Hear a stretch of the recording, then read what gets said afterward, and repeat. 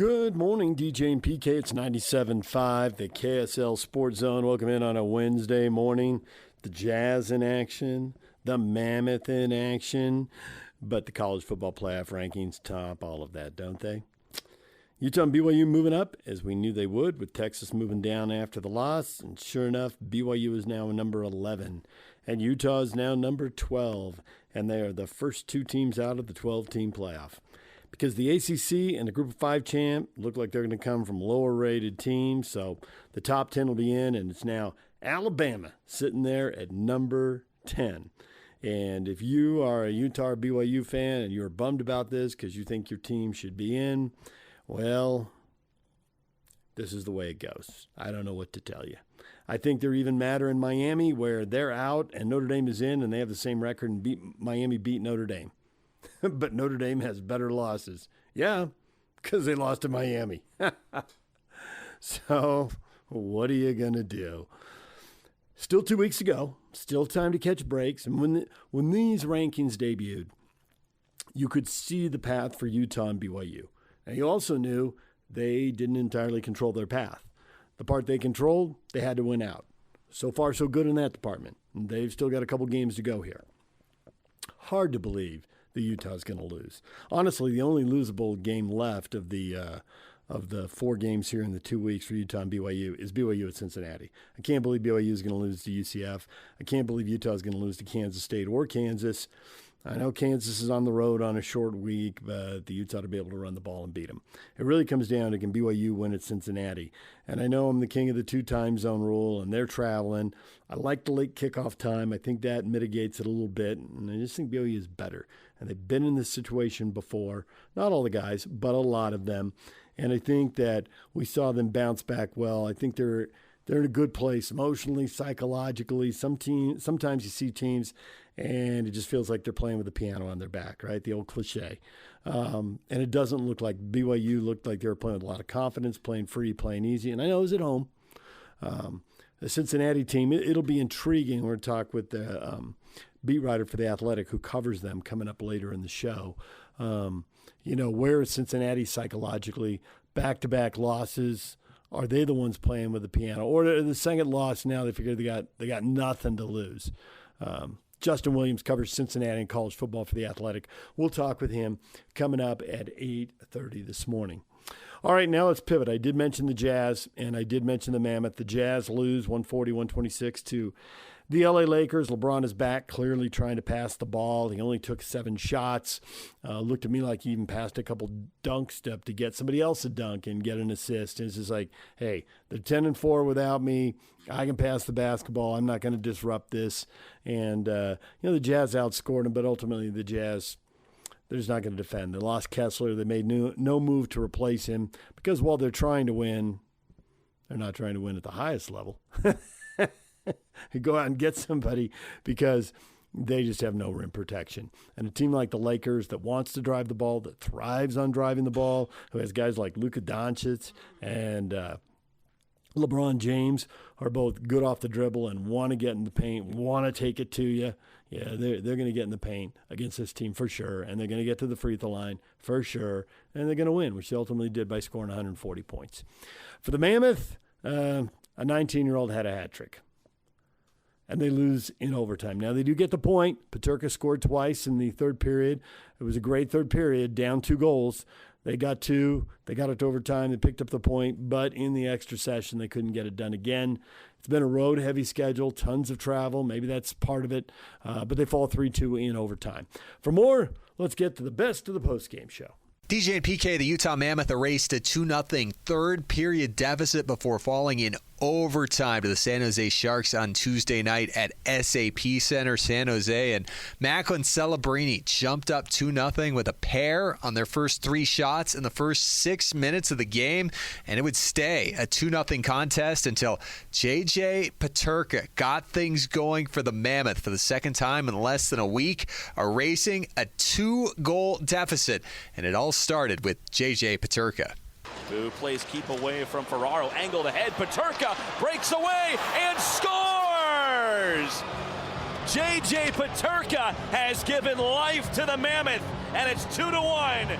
Just past the halfway point of the third period there, J.J. Peterka got Utah on the board with his 7th goal of the season. Utah thought that they tied the game up with 6:22 remaining on a shot by John Marino, but it was ruled goaltender interference as Dylan Gunther kind of got cross-checked into the net by Ty Dellandrea. Utah challenged. The call was not overturned, and Utah went shorthanded for delay of game on an unsuccessful challenge.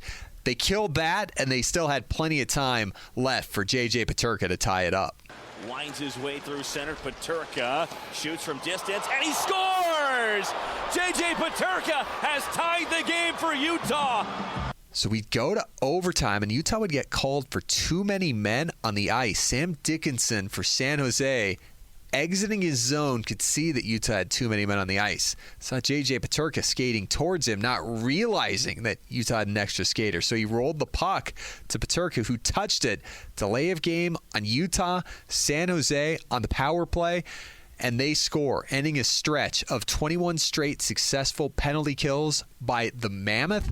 And Utah allows their first power play goal since October 26th, spanning 9 games. So after the heartbreaker on Monday in Anaheim that they lost in overtime, Utah comes from behind to force overtime on Tuesday before falling to the San Jose Sharks. Utah now 10-7-3 on the season after opening the year with 13 of 20 games on the road. They're 4 points ahead of last year's pace, when last year at this time they were 8-9-3. So about a quarter way through the season, you pace it, Utah's about 16 points ahead of where they were last year at this time, even with a November stretch here where they haven't quite been winning like they were in October. They've still collected standings points in 4 straight games, albeit 1-0-3 in those contests. But points are adding up for Utah. Let's hear what head coach Andre Tourigny thought after this one. There's mixed emotion, obviously. Proud of the guys for their effort, their comeback. I think it was on the back-to-back. Needed to have the push, so proud of them for that. Not happy because I felt it's a game we didn't start on time, and we need to find a way to win games, and especially those games. So there's a mixed feeling there. There's a part of I'm proud of their effort, their resilience, and there's a part of we need to find a way. Is there a message about starting faster, starting earlier? What was that with this group tonight? Obviously, I think since the start, the past probably 3 years, I think our start is the strength of us. We are focused and ready. Not tonight. So stuff happened, but it's important to clean that up right away. And if you look across the league, I repeat myself, it's a 1-goal game every time. It's a one-shot game. And for us, it's 3 games in a row in overtime. It is what it is. So you cannot, you need to have the urgency all the time, and you need to have the resilience, which we have, and we showed it again tonight. We found a way, but we need to close the deal. You speak to Peterka's game tonight, obviously getting those 2 goals for you guys. Yeah, he played a solid third period, 2 big goals. He was clutch, no doubt about it. And just as far as, you kind of reflect on the last 3 games. We talk about consistency in the positive direction, but, 3 points in the last 6 games. What needs to shake up in order to get that going at home? 3 points in the last 6? I'm sorry, 3. Yeah, I think it's 4 it's 5 points in the last 4 games, but we're undefeated in regulation in the last 4. Let's put it that way. Let's put it in the positive. But no, we need to find a way. Like I said, I think that will be like that. We need to get used to it. It will be a one-shot game. The league is really good. Everybody's really tight. So let's find a way to get a little bit better, just 5% better. What can you say about Celebrini? I mean, he having a hat trick and being the Sharks franchise player right now. Yeah, he's really good, and he works really hard. I like that about him. He's obviously all the skill in the world, all the IQ and everything, but his work ethic, his passion, the game is, you can see it. It's playing really well. And just lastly, what do you think of how the Sharks are playing? I mean, I know you guys played them in your place, but they seem to be kind of turning things around lately. No, they play really well. They play They defend well off the rush. They make you a hornet. They play good defense, and obviously they have game breakers. So 2 goals for J.J. Peterka. He joins Clayton Keller, Logan Cooley, and Nick Schmaltz as the other 3 Utah players who have had at least 2 goals in a game this year. Keller had a 2-goal game. Schmaltz had a hat trick. Logan Cooley, a 2-goal game and a hat trick. So big contest for J.J. Peterka, who now has 4 goals and 5 points in his last 4 games for the Mammoth. We heard from him after the contest. So can you just walk me through the message, I guess, post-game and the takeaway from this one? Well, I think coming out of the locker room better, not having to chase the game was kind of like the main message. I mean, we fought back, but it's way harder when you chase a game. You had 2 goals tonight. Can you walk me through both of them and what you saw? Yeah, I think just exposing them with speed was kind of like the key. Yeah, I think just good plays before that, and just trying to get it in. What does this group hope to accomplish going back home? Obviously, you do get 2 out of 4 on this short trip, but what do you want to, I guess, get going again when you get back home? I think just consistency. I think playing a better first period, I think that's where we were really good at when we were winning a lot of games. Just being more prepared, more ready from the start on. So a day off for Utah today. They'll be back in action tomorrow, taking on the Vegas Golden Knights for the first of 2 meetings in 5 nights at Delta Center as part of a 4-game homestand. Utah will be home Thursday with Vegas, Saturday with the New York Rangers for Hockey Fights Cancer. Monday, Vegas will be back. And the Wednesday before Thanksgiving, Montreal will be in town. You can check out any available tickets at UtahMammoth.com and check us out on Mammoth Daily. Mike Folta and myself, your Hockey Night in Utah radio broadcast team. 30 minutes every day, wherever you get your podcast, Apple, Spotify. You can watch us on the Utah Mammoth team YouTube page. We'll look back at last night in San Jose, look ahead to Vegas. We'll hear from Nate Schmidt. He's a lot of fun. He'll join us in the Odd Man Rush today on Mammoth Daily. Thursday, we're on the air at 6 p.m. with Hockey Night in Utah right here on the KSL Sports Zone. Action starts at 7 with Vegas. Have a good rest of your Wednesday and enjoy the rest of DJ and PK right here on 97.5, the KSL Sports Zone. There is the best of the post-game show. All right, we're going to take a break. When we come back, Frank Dolce, Tim Fitzgerald talking football. Tim is coming up next. Tim covers Kansas State. And this guy's a realist. Holy cow. And he is not optimistic about K-State's chance in this game. He thinks the Utes are going to run them over. Tim's coming up next. Stay with us. DJ, PK, and it's time now to talk Utah and Kansas State. Covering the Kansas State Wildcats, Tim Fitzgerald joins us right now, the publisher of Go Powercat, part of 24/7 Sports. Tim, good morning. How are you boys doing? We're doing well this morning. How are you? I'm wonderful. I'm looking forward to a trip to Salt Lake City. I understand you've arranged decent weather for mid-November. Yeah, low 50s, sun out. Take it. It'll be a beautiful day. Nice. Have you been out here before? Yeah, we came out last year for BYU, and I've actually been there for the NCAA tournament many years ago when K-State went to the Elite Eight. Oh, the stadium on a day game at Rice Eccles from the press box, both sides, looking out the east and the west when the sun's shining is really spectacular.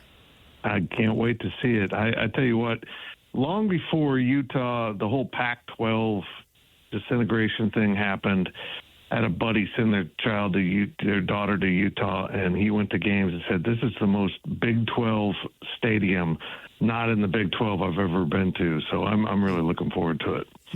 Interesting.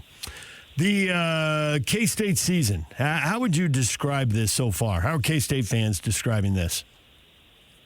Like a drunken adventure. You're probably going to wake up with scrapes and don't know what happened. It's been a disaster. And, for matched against expectations, I think Utah fans can understand this. But what happened to Utah last year was kind of explainable with quarterback. It's been more difficult to explain for Kansas State. It's been a number of small injuries that have added up, but at the start of the season, there's no other way to describe this team than pathetic. They just were going through the motions, played with, no energy. They rectified that with an off week and started playing better football, and then lo and behold, what did we see? Last Saturday at Stillwater, after their third bye week of the season, was another lackadaisical effort by the Wildcats, and they almost got beat by a horrific team, which they've already done this year with Army, and they got out of Stillwater with a win. They better come with a lot more energy, or this is going to get real ugly real fast next Saturday. Yeah, so after the game and then during this past week here already, Coach Chris Kleiman said something I thought was interesting, that they played "we can't lose" rather than, quote, "let's go out and try to win." So he thought there was pressure on them, and I assume that, to sum it up, it can be that they were tight for whatever reason that they shouldn't have been in terms of the pressure that they put on themselves, all right? Because pressure in that regard can only be something that you decide what is there or not. And nevertheless, they put it out there, and then they barely won, didn't look good in doing it. Well, the flip side here, you're a double-digit underdog. I mean, it's way up there. I think it's the highest in 3 or 4 years for this program. So shouldn't they, at that point, if that's going to be the attitude that when you're playing a crappy Oklahoma State team, the pressure to win, well, now you're playing a really good Utah team that's as hot as anybody, and you're not supposed to win, so they can come out and be loose and maybe do something? That's a good theory. I'll say this. I think the world of Chris Kleiman. I think he's a great football coach, but he's fallen into a bad habit this season of kind of giving his team a crutch to lean on. This is why they played bad. This is instead of just, holding them accountable fully for their own actions. The simple truth of this game is Kansas State's offensive line has been bad at times this year, including last Saturday, and that's not good against Utah. And the defensive line has given up rushing yardage. They've gone to a four-man front that they're not fully adequately stocked on defensive tackles to do it. And going against Utah is another bad thing if you can't stop the run. So this is just it's turned into a really bad matchup with how these two teams are playing football at this point in time. Kansas State opened the season by going to Ireland, playing Iowa State week 0. A lot of us watched that game because there's so little football that weekend, and it was a Big 12 game. In retrospect, is that a good idea? What kind of impact does that have on the fan base and on the players for the season? Would you recommend doing something like that again? I would recommend going to Ireland to anyone who wants to do it. I wouldn't take my football team. Look at Iowa State. They're struggling. I don't know what it is. It shouldn't be that big a deal, but maybe it's just that one more thing for a team in terms of the toll of a season. But, for K-State, they weren't good from the start, but that loss knocked them off course. Both coaches, Matt Campbell and Chris Kleiman, decided not to take an off week. They had been told, don't let your team just rest on it. You got to get them back on the field. Well, it was a disaster for K-State because they barely beat a mediocre North Dakota team. They lost to Army, and then they went to Arizona on a Friday night and lost that too. So you go to Ireland, you play Army, which is a difficult preparation, even when they're bad. The offense is tough to handle. And then you turn around and play Arizona on a short week. It was just a horrible convergence of things in the schedule. And once they took that off week, they started playing better football. They just really looked a lot better from that point on, and they're 4-3 in the conference despite all their problems. Jace Brown, their leading receiver, got injured last week. I believe he's done for the season. How big of a loss is that? Big. He was their only real home run hitter. And he did it almost every game lately. He'd find a way to get free, and he and Avery were always on the same page because they're roommates. The optimism for the offense coming into the season, was the fact that Avery Johnson had Jace Brown at receiver and Dylan Edwards at running back. Well, 2 of those 3 are now gone. Dylan Edwards was a distraction and disaster all season long, and he's now quit the team and entering the transfer portal. And Jace Brown's been incredible all season long, and now he's gone for the year too. So K-State's going to really have to find a way to generate some offense somehow, some way, and it's just not been a good offense even with those guys. The combination of K-State having problems with their run defense and Utah running the ball, and now these issues you're talking about on offense, what is the path for K-State to, A, compete in this game, and B, win? What does that look like? Because you're painting the picture for a rout here. Yeah, I am, and I'm afraid that's what's going to happen. Just because not only is Utah a great team, it's a great team that matches up poorly for K-State. But the path for K-State has been the same all year. It's just find a way to grind out enough offense, make some big plays, which becomes more difficult without Jace Brown, and create turnovers. They've been really good at turning the other team over. In fact, guys, they'd lose at Oklahoma State if it's not 5-1 in the turnover ratio, and that's all that bailed K-State out. A few big plays on defense, but they've got to get the opposing team to make some mistakes, and they've been pretty good about pressuring them into those mistakes. But those are typically throwing teams and not running teams, because that becomes a whole new layer of a challenge for Kansas State. Quarterback Avery Johnson, a lot of experience, but the question I pose, has he regressed, progressed, or stayed the same? It's hard to say that. He's progressed in some ways, and certainly as a runner, he's regressed. It's almost like they gave him too much to think about instead of just going to go play and tuck the ball and run when I need to. Play on instincts. He's been told that you can't get injured, you can't do this, you got to be careful with that, and he kind of runs that way. I mean, this is a guy that runs a 4.3. He can turn on the jets, but every time he tucks the ball, he almost looks hesitant. And you can't play football that way. You can't play any sport that way. You got to just let your instincts take over. I think when Avery just plays football, he's pretty darn good. When he gets to thinking too much and got too many voices in his head, coaches and fans and parents and all that, it really bogs him down. There's been a discussion here about BYU and Utah, and should they play on rivalry weekend at the end of the season, which they did in the WAC and Mountain West days. They didn't do it when Utah was in the Pac-12 and independent. Now the Big 12, it looks like they need big TV games earlier in the season. It's been moved to get away from the crush of all the rivalry games. Do people in Kansas care about Kansas and Kansas State playing early? They have any feeling on that issue or any insight into it? No. I mean, they've played late. They've played early. K-State's won 17 years in a row, so they could probably play on the moon right now and K-State would win. My thought with the Big 12 is, and they're exactly right, you need to make the most of your rivalry games, is I think the Big 12 should go to a rivalry of the week and literally have it as as noted as a game. Because you got Iowa playing Iowa State, you can come up with non-conference games that fit that bill too, and kind of hype it up for TV purposes, because there are some great rivalries in this conference. And they're not always set by state borders, unlike what the ADs did in voting not to protect other rivalries. That, BYU and Utah and K-State are two of the few protected rivalries in this conference.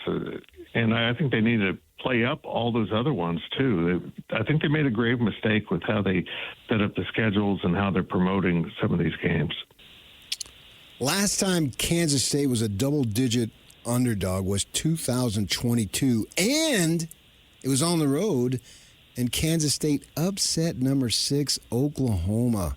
If it happened once, why can't it happen again?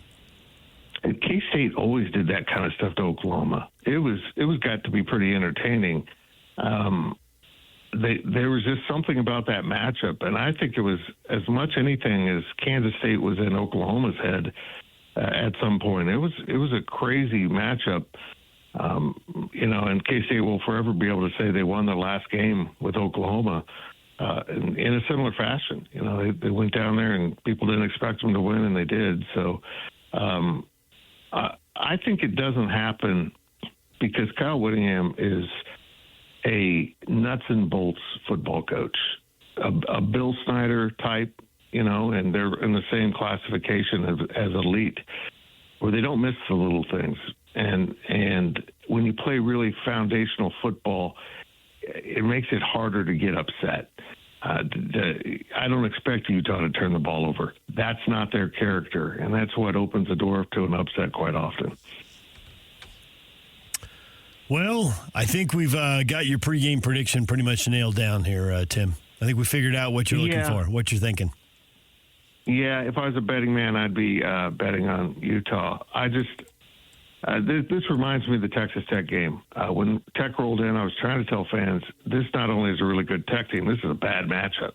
This offensive line is not going to be able to handle the D-line. Now, K-State actually played really well for 3.5 quarters. I think Utah can understand how that works against Tech. All heck broke loose here late in the game, and Utah's equally a bad matchup, not only because of what they do, but being on the road. And, you know, K-State has lost. I just saw a stat. It was really interesting. K-State has lost almost every game to a team with a winning record in the Big 12 over the last 3 years. They've been beating all the teams they should beat and losing to the teams that they can beat. And so I think it'll be really shocking to me if K-State wins. It'll be maybe equally shocking if K-State plays within the score. Tim, we appreciate the time. Thanks for joining us, and continue on with your glorious day. Okay, thank you, boys. There's Tim Fitzgerald covering Kansas State for Go Powercat. A reminder, join Hans and Scotty Friday from noon to 3 at RGS Exteriors, 4235 Farm Road in West Jordan. We're going to take a break, come back, and you'll hear from Frank Dolce as the Utes get ready for game number 11. K-State coming to town for Senior Day. That's next. Stay with us. Nominate the youth sports volunteer that you know for the Hercules Hero of the Week. Submit your nomination at kslsports.com/contest and listen every Thursday to JJ and Alex for the winner. Help us celebrate the efforts of those volunteers making an impact with the Hercules Hero of the Week. Sponsored by Hercules First Federal Credit Union and Beehive Meals. DJ PK, and we're joined now by Frank Dolce, former Ute quarterback. Frank, good morning. Good morning, guys. Frank, another week, another blowout. You getting bored with these, or are you savoring every ridiculous snap as they just stampede through whatever defense is in their way? No. I mean, if you're asking me if I'm comfortable with this football team, I would say no. I still feel like it's every week they have to go out and prove who they are, and they've accomplished that so far, but. And we talked about this a while ago. If Utah wanted to accomplish their goals, you know, they had to win out. They had to win each week. And I still feel like that is should be the mentality. It's so funny when I watch this team offensively. There are times when I think, what are they? It seems like they're out of sync or not communicating, and then all of a sudden, you know, they score a touchdown or something. It's been such an interesting offense to watch, because at times it feels really frustrating to watch, and at other times you're like, oh wow, look what they're doing, and look what they've accomplished, and then you look up and there's 55 points on the board. So I guess what I'm saying is I don't know exactly how to evaluate this offense other than to say we've talked about this too. There's this depth of talent across the offense where lots of different guys could make a significant play at different times during the game. It's like you don't necessarily have your core of, you know, this guy's going to make 10 big plays in the game, and this guy's going to make. It's like we don't know. It's pick your own adventure. Which guy is going to make the big play this game? I'm afraid we're going to be unfulfilled when this season ends. And what I mean by that is they've been playing good balls, no doubt about it. You could argue they've been playing the best ball they've played in who knows how long, maybe ever, in the way they're playing and just annihilating all these teams. But if they don't get into the postseason, I'm not talking about a bowl game. I'm talking about the playoff, obviously. Then we're going to be left wondering, what if? It's like going back to 08 and 04. What if? What if they got the chance? Now, in those cases, they weren't given the chance. Obviously, you can argue in this case that it's a situation where, well, they could have had the chance if they would have won enough games, but they didn't. So anyway, I think that I might be ending up being unfulfilled, wondering just how good was this team playing as we got into the heart of the season. Yeah, I feel like that as well. And as much as I feel a little bit like I don't know exactly how to evaluate the offense, I also feel like this team is a very difficult team to beat right now. And they do, same thing on the defensive side, although that may have been the philosophy, is just kind of the bend, don't break mentality last week, because it seemed like they were giving up some yardage, some plays, but they kept everything in front of them. I'm sure if things go well for Utah the next 2 weeks, and I think it's the couple favorable matchups for Utah, and then we reflect back on the end of the season and we look at some of the scores, we look at some of the game stats, we look at all this stuff, we'll think, wow, that was a really good football team. And maybe we would be thinking that now, or maybe some people are thinking that now, without the loss to Texas Tech, without the loss to BYU, maybe I guess I would have a higher comfort level with the team's ability to perform, even though over the last several weeks they've clearly demonstrated that. So I guess my individual approach is it's still week to week, still like this. When Utah started getting really good, it was the circle the wagons mentality, which they always go to, and I think they should, no matter what happens at the end of the season, you have to put yourself in a position to at least have a chance, and you don't do that without the next 2 weeks. I do think the team has evolved. PK brought up part of this earlier, was that Ficklin has clearly given them big plays that they could not generate early in the year. Early in the year, the storyline in September was they move the ball 6 yards a snap, and it takes at least 10, if not 12 or 15 plays to go 80 yards for a touchdown. Now, Baylor, there's just multiple 70-yard runs. Wayshawn Parker is being used way more. I don't know why it took until now to get him 15 carries in a game, but the last 2 games he's gotten 17 and 15 carries, and he's producing big plays. And they've also added in Bray, who also gives them the explosiveness they've lacked. So part of this is the team evolving, new offensive staff figuring out who the guys are. Maybe it's freshmen figuring out, how they fit in college football in the case of Ficklin. Do you think the team's evolved and changed that much? And that's an argument, if the SEC says that about Florida State, it flies. It's not going to fly with, I don't think it's going to fly with Utah in the Big 12. But how much truth is there in it, you think?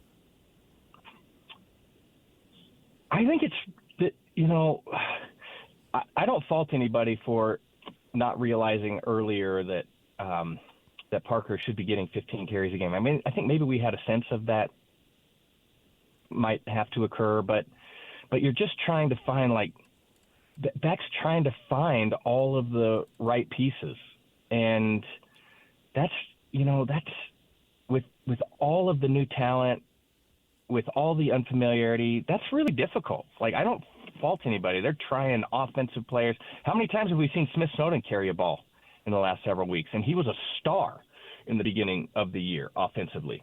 And Lander Barton as well on the offensive side. It's just not happening as much because you've finally been able to evaluate some of the offensive talent and see them in actual game situations. So Yeah, I think it took a little bit longer, and now that talent's been identified, I think that's why the usefulness has increased, and the evolution that you're talking about. Bray is an incredible find, and you just don't expect that. You don't expect a true freshman to come in and have that kind of an impact. I would say the same thing about Ficklin. I keep thinking, like, is this just, circumstantial, or is this something that is repeatable for him? Can he break off 50 or 60 or 70-yard runs every game? And you know what? I don't know. Maybe he can. Like that, he seems to have that kind of talent. At the same time, under all this evaluation and evolution, I think there's a better understanding of Devin Dampier, and that is also important. So I'm not a fan of a two-quarterback system, not at all a fan of a two-quarterback system. I still feel like Dampier is your lead quarterback, and he should get the significant majority of the snaps. But I also, at this point, wouldn't mind seeing a little more Ficklin, a little more regular Ficklin. I'm not saying splitting time, but having that guy that throws the changeup and is hard for a defense to manage. The boss turns 66 on Friday. Is this his last game in Rice-Eccles Stadium? Oh, man. The younger guys in the media wanted me to ask that question at his Monday press conference. Yeah. Because I can get away with it. Yes. I think that he thinks he can retire, but I don't think he can retire. Like, I don't know what he's going to do if he's not coaching football. And maybe I am completely misunderstanding this situation. I may be completely mischaracterizing it, but I just don't see him doing anything but having the routine that he has now and being fulfilled in that routine. So is he going to retire? Man, I think there's many reasons he could, maybe should retire. I just don't see it happening. Okay, but you're looking at him in his personal situation, which is understandable. I mean, I think he can find stuff to do. He'll slam 7 irons more into the dirt or into the grass than he can now. So there are things that he can do, but I think it runs deeper than that in some conversations that I've had in terms of how long do we let Scally or make Scally have to wait? Scally doesn't have to wait. Scally could take a head coaching job anytime he wants. But I said, do we? So I'm speaking from the Utah administration. Certainly he can do whatever he wants, but that's the point. How long do we risk losing him? I went personal pronoun, not myself, but from the Utah administration, realizing that he can put his name out there or have his representatives put his name out there immediately if he hasn't already done so. That's the point. How long do we want him? How long do we want to flirt with the possibility of him leaving to get one or two more years out of Kyle?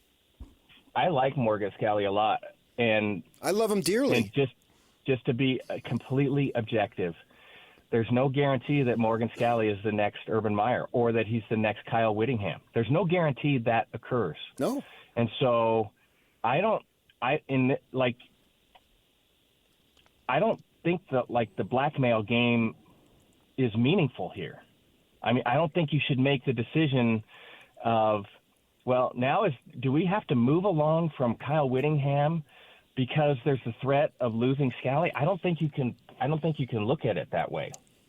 I think you just have to deal with it if that occurs. No, they won't move along, but Kyle may do it for the better interest of the program. Okay, that's the one thing that you've said today that I would agree with. Finally. I figure if I keep talking, I'll hit something. It was just dramatic to say that, so that's what I said. Nice. I like it. Here's what I would say. Coach Whittingham, if Coach Whittingham could retire, and Morgan Scalley is elevated to head coach, and Coach Whittingham maintains some sort of role on the staff, meaningful role on the staff, I could see that as the best opportunity for him to move along from the head coaching position. So that would be the circumstance I would say under which he would retire. Morgan Scalley's elevated. Coach Whittingham still has a meaningful role on the staff with Utah football, and then he transitions from head coach to something else. You just told us you don't like two quarterbacks, but now you're going with two head coaches. Yeah, I mean, if Kyle's there, the shout is enormous. That's the only thing I've disagreed with what you said today. Nice. No, yeah, so here's what I would say about that. I would say that Kyle would, like, Coach Whittingham, I think in that scenario would be an unbelievable asset, and that's what he would be.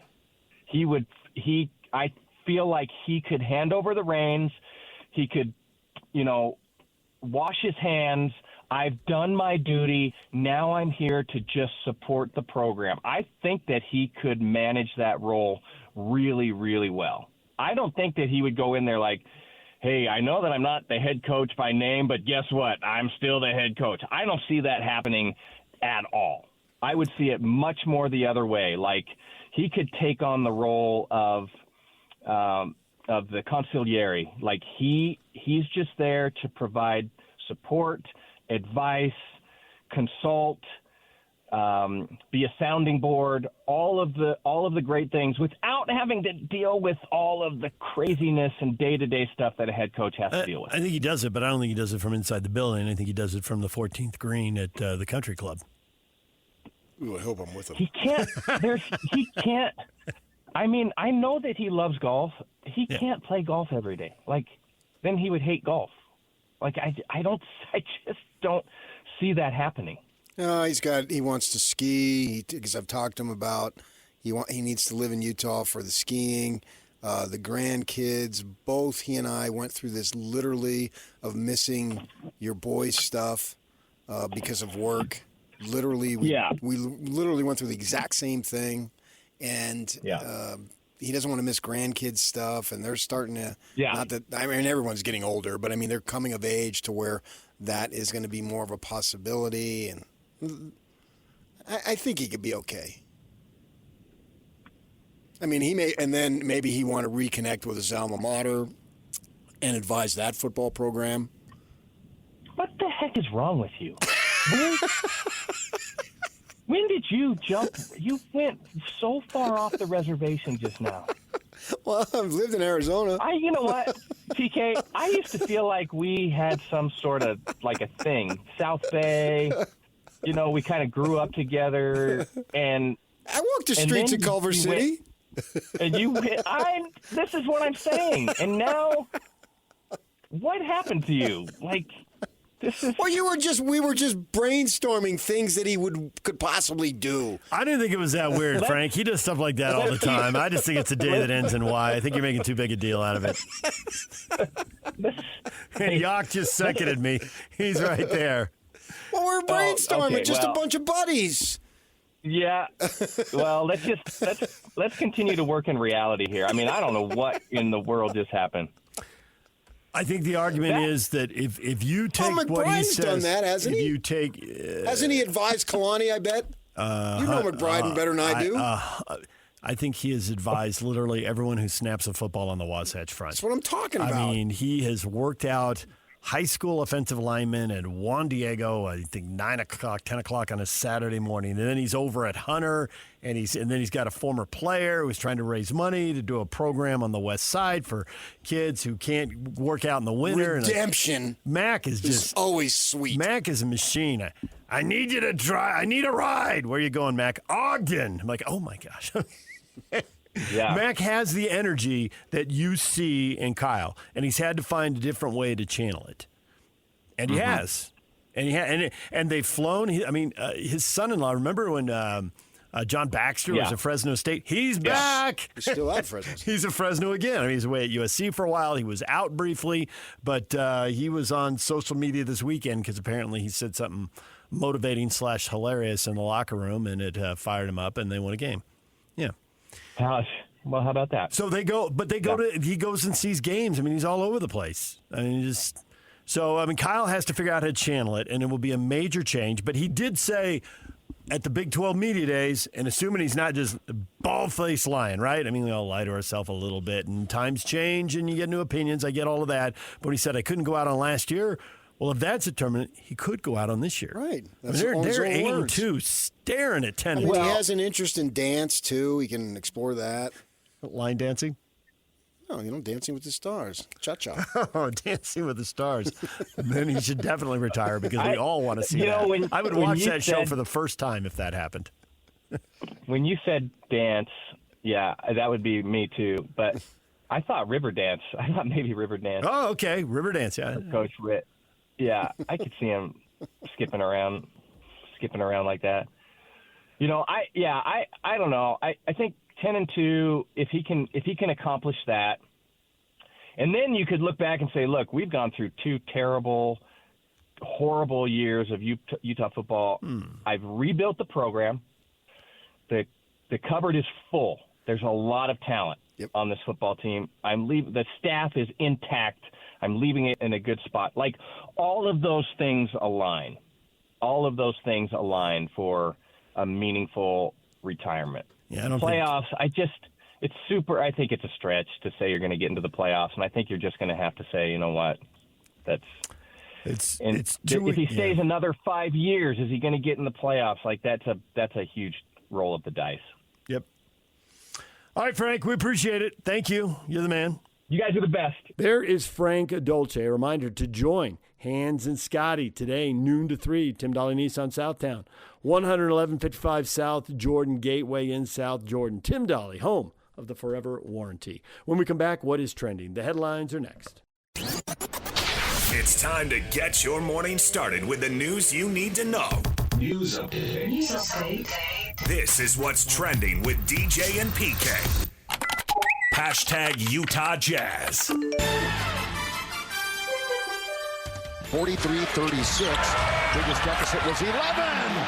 Well, here we go. Welcome back. LeBron scratches for the first time. Post Lowry high at the three-point line. Guarded by Reeves. 3 seconds.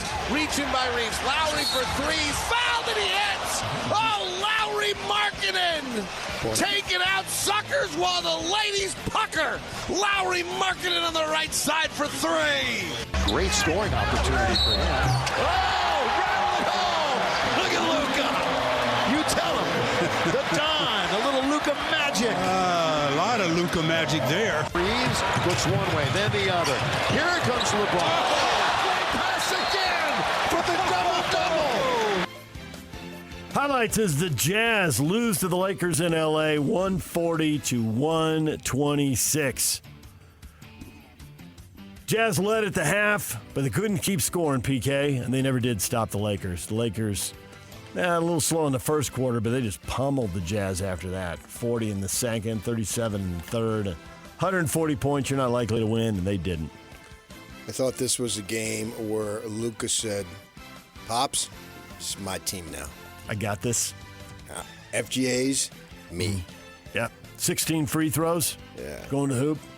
And there were more FGA. The 22 he shot were way more than anybody else, but he shot even more than that when you consider the 16 free throws. Exactly.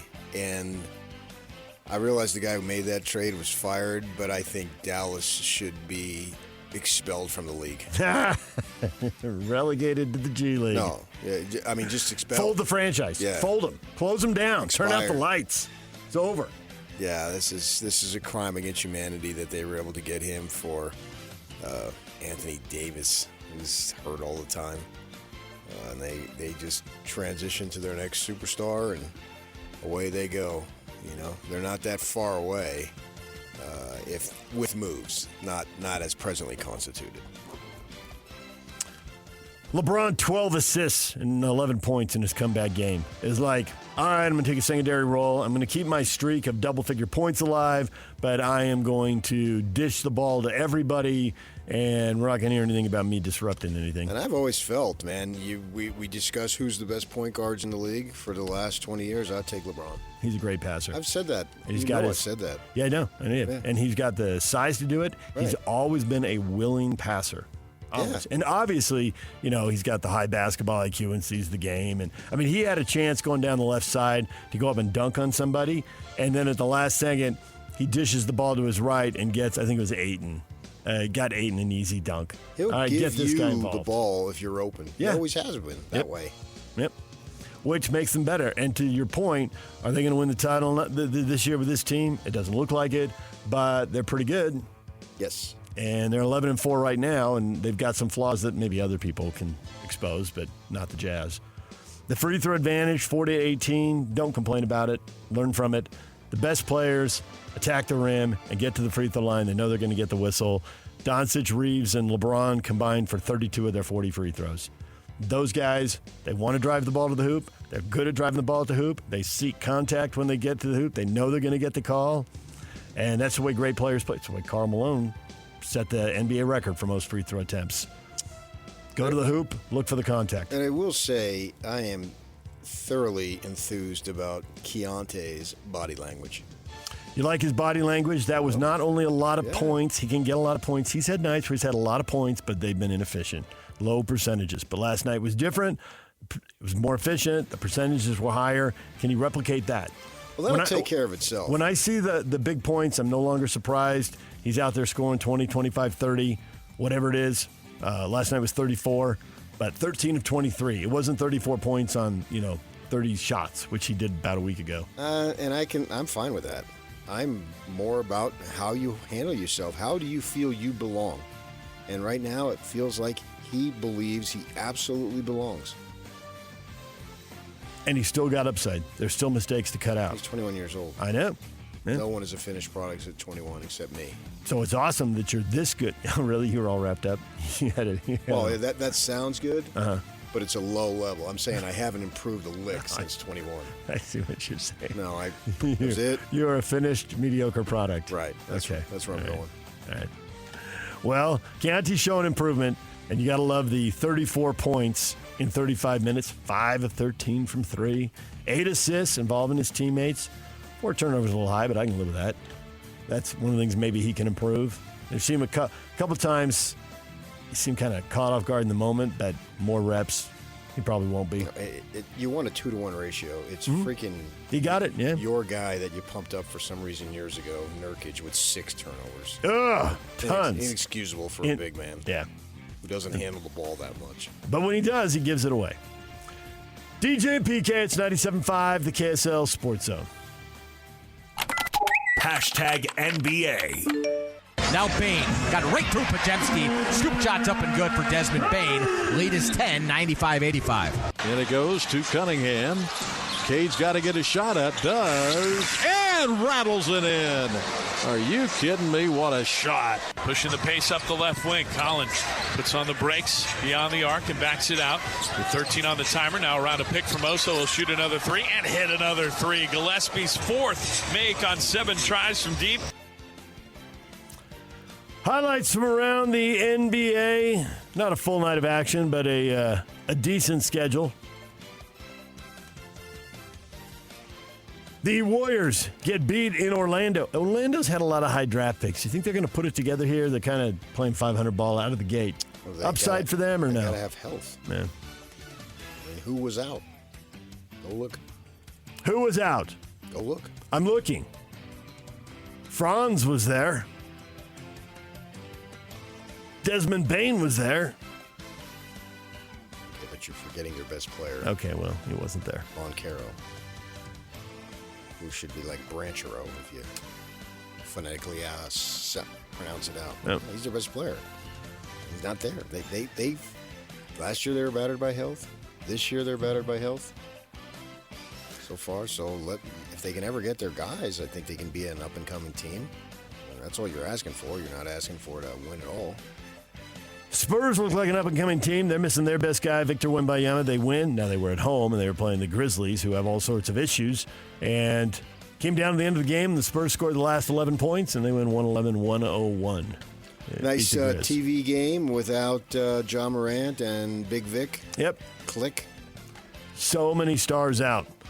Celtics, who obviously are missing their star player, beat the Nets 113-99 because the Nets are terrible. The Suns, how about 8 out of 10 for the Suns? They're rolling now. They went into Portland and won 127-110. Yeah, and they're missing 2 starters, and one of the games they lost, they had a 21-point lead in the fourth quarter. Atlanta got them. But they look like they're right now a playoff team because there's so many freaking bad teams by default. The Jazz better watch themselves. They want to keep that pick because there are just so many crappy teams. The rash of injuries across the NBA has Warriors coach Steve Kerr wondering if the increased pace of play is a factor. He said the Warriors medical staff believes that the wear and tear, the speed, the pace, the mileage is factors in these injuries. Across the league, everyone understands it's easier to score if you beat the opponent down the floor, get out in transition. But when everybody's doing that, the games are much higher paced. Everyone has to cover out to 25 feet because everybody can shoot threes. We have all the data. Players are running faster and further than before. We're trying to do the best we can. We basically have a game every other night. It's not an easy thing to do. Well, he's going to complain about something because that's just who he is. And, I don't necessarily disagree with him, but they also have far more medical people associated, far more strength people than they've ever had. Yep. The travel abilities are far greater than they ever have. And don't play. You're an older team, so it stands to reason you're going to complain more. But then don't play the guys as many minutes. Take 35 down to 30. Take the 30-minute player down to 25. See if you can make a difference there. Yeah. Well, that's further minutes. That's fewer trips up and down the court. So you would think that's less pressure on the joints and the muscles that keep giving out. Michael Jordan gave $10 million to the Novant Health New Hanover Medical Center in Wilmington, North Carolina, and they'll be naming its neuroscience institute after his mother, Dolores Jordan. DJ and PK. Hashtag college basketball. Utah's 5-0. They beat Purdue Fort Wayne 85-77. Terrence Brown with 27 points to lead the way. Downtown Terrence Brown's unstoppable. Downtown, that's old school. I like it. Tonight, UVU hosts UC Irvine at 6 o'clock. Weber State hosts Campbell at 7. SUU is at Washington State at 9 p.m. Old school? I think it's never been more current with all the threes they jack up. I was thinking downtown Freddie Brown. Sonics, right? No, I was thinking downtown 40-plus Julie years ago. Brown. Oh, okay. Yeah. No, I'm thinking from That's downtown. 30 years ago. Right. Isn't that the expression? That is why Freddie Brown got that name, yeah. Oh, it is? I don't know about I think so. Freddie Brown. I don't even know who Freddie Brown is, but no, I was thinking about the number of threes. I'm talking about from downtown today. Mm-hmm. The way the game is played as we speak. It's 5 o'clock somewhere. DJ and PK. Hashtag NFL.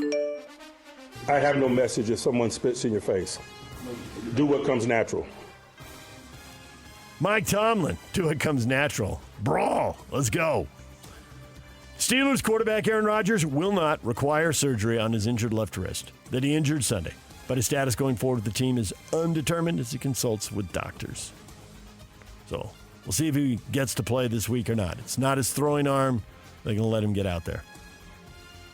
Houston Texans quarterback C.J. Stroud still in concussion protocol. He's been declared out for the Thursday night game with the Bills. And then after that, they got the Colts. We'll see if he's back for that one.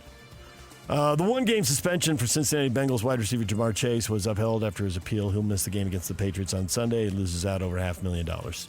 So that's what spitting will get you. And it'll get you Mike Tomlin telling you what to do. Comes natural. If I got that fine, I would lose over a decade's worth of pay. That's one game for him.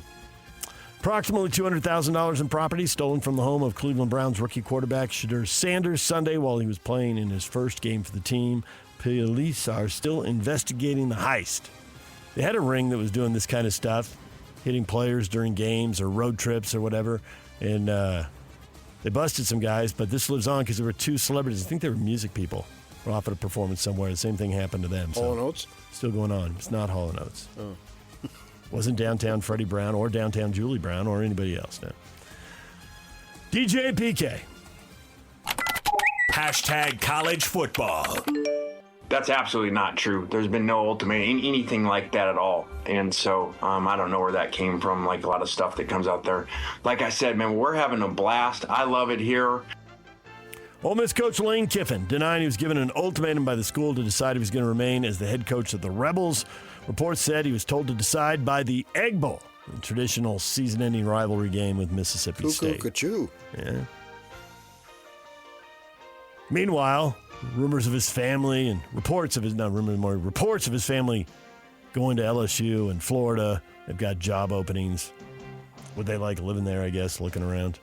No, it would suck. I mean, they'd have to be in an apartment. On the wrong side of the tracks. Brother.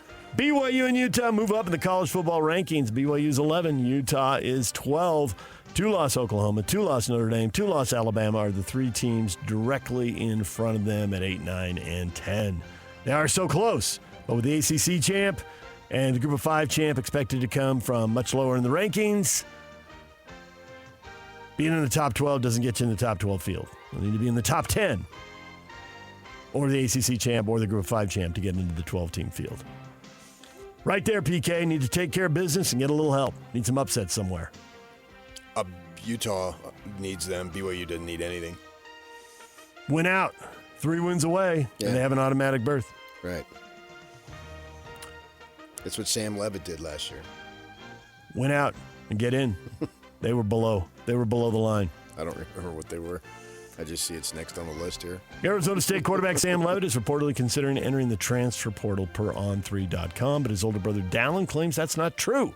Dallin reportedly representing Sam with CAA.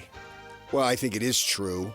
And the Devils, in my conversations, they're prepared for him to leave because they thought maybe he'd have a big season and go to the NFL.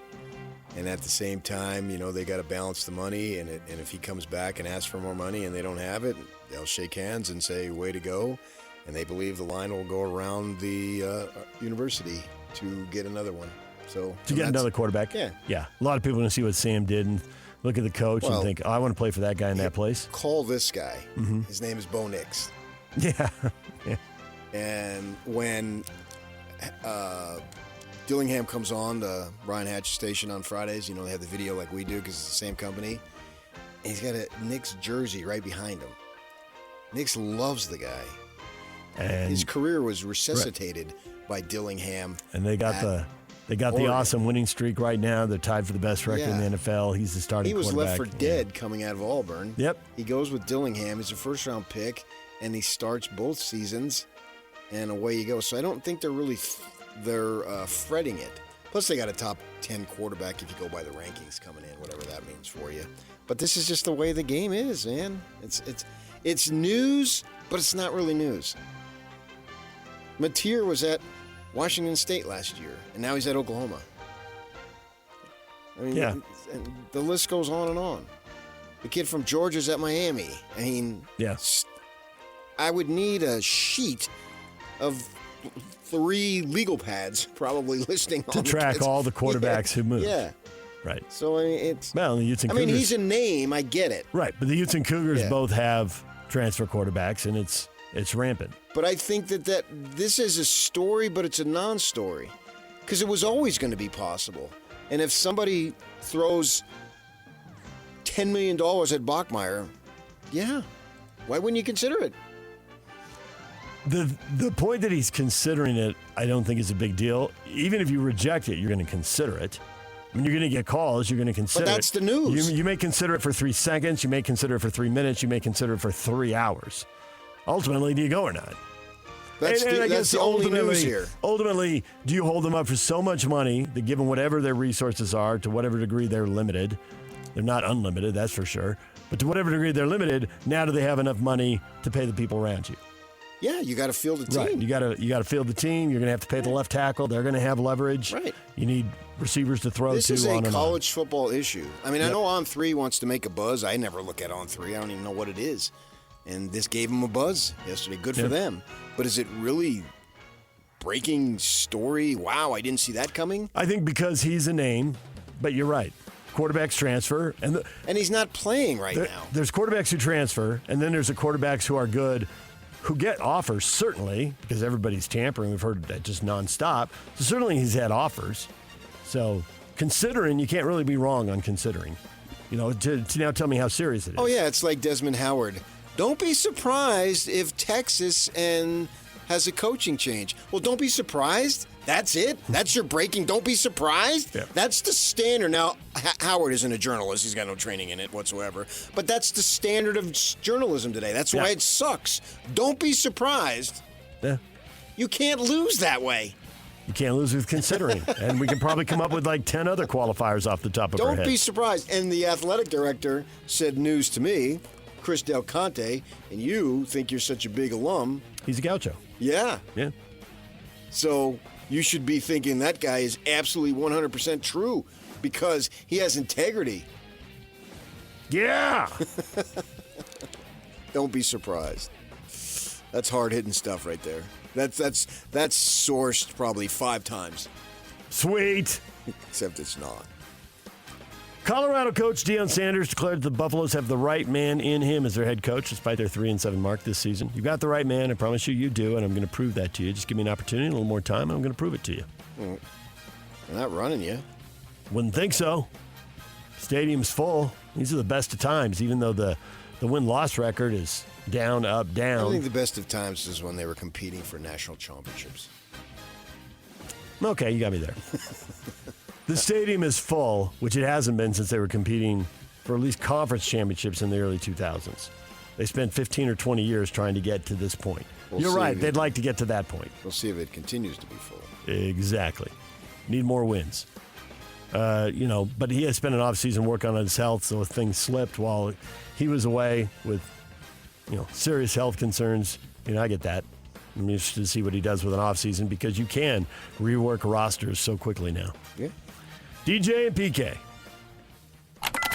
Hashtag Major League Baseball. Japanese right-handed pitcher Tadaya Imai, is that even close? Yeah. Has been posted by the Cebu Lions. Major League Baseball teams have until January 2nd to work out a deal with him. He's got a 99-mile-an-hour fastball, a career ERA of 3.15, and 1.92 this past season. See where some teams looking for pitching help might be interested, PK. Because who isn't looking for pitching help? I just wish you can go back in time and Sadahara O would have had an opportunity. Bring him over, and what would he have done? Because I love Sadahara O. Set the home run record in Japan, and then he was broke the record. Yeah, surpassed Hank Aaron's number here. That's a super cool name, Sadahara O. Yep. Who doesn't like to say it? Sadahara O. That was before guys were coming over. Go ahead and say it, Sadahara O. It's a fun name. Sadahara O. Yeah. I feel better. I do. Angels trade Taylor Ward to Baltimore for Grayson Rodriguez, right-handed pitcher. Is there a winner and loser in that trade, PK, or people just rearranging rosters? I don't know who the Baltimore guy is, but I know who Ward is. I've seen him play. Yeah. So I have no idea who the other guy is. DJ and PK. Hashtag NHL. Paterka shoots from distance, and he scores! J.J. Paterka has tied the game for Utah. 2:51 left in the third, and John Jason Paterka has given Utah something to fight for here in period 3. The other forward is Winberg, the face-off man. Celebrini shoots and scores! And there's the hat trick. Celebrini sends hats flying in San Jose. It's an overtime hat trick winner for Macklin Celebrini. Stop me if this sounds familiar, but the Utah Mammoth lost in overtime 3-2.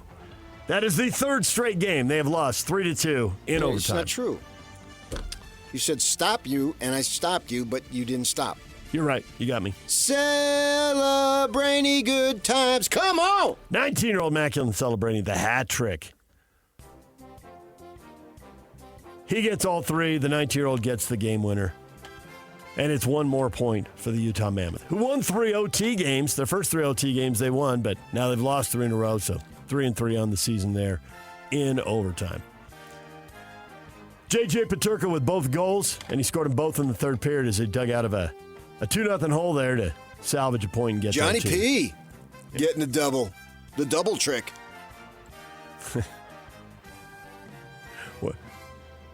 What item of clothing do they throw on the ice for the second goal? It's the hat for the third goal. Oh, I mean, a sock? Lingerie. No. That would have to be. That'd be for the fourth goal, I think. If I remember my hockey traditions right. Peterka with his 7th and 8th goals of the year as they get a point on the road. And they still have just played a crazy road-heavy schedule, but they are back home next. Return to the friendly confines where they've been piling up the points, 5-1-1. They've got the Golden Knights coming in tomorrow night. DJ and PK, there you go. That's what is trending. And it's brought to you by Shamrock Plumbing. There's no job too big or too small. Get the personal touch with Shamrock Plumbing. Coming up, Riley Jensen's going to join us at 8 o'clock. College football guru and expert Justin Williams, senior college football writer for The Athletic, joins us at 8:30 to look ahead to BYU and Cincinnati. It's a Win Tickets Wednesday. We're giving out tickets to watch the Jazz and the Lakers Sunday at the Delta Center. That's coming up in the 8 o'clock hour as well. The question of the day, hot takes or toast, is next. Stay with it.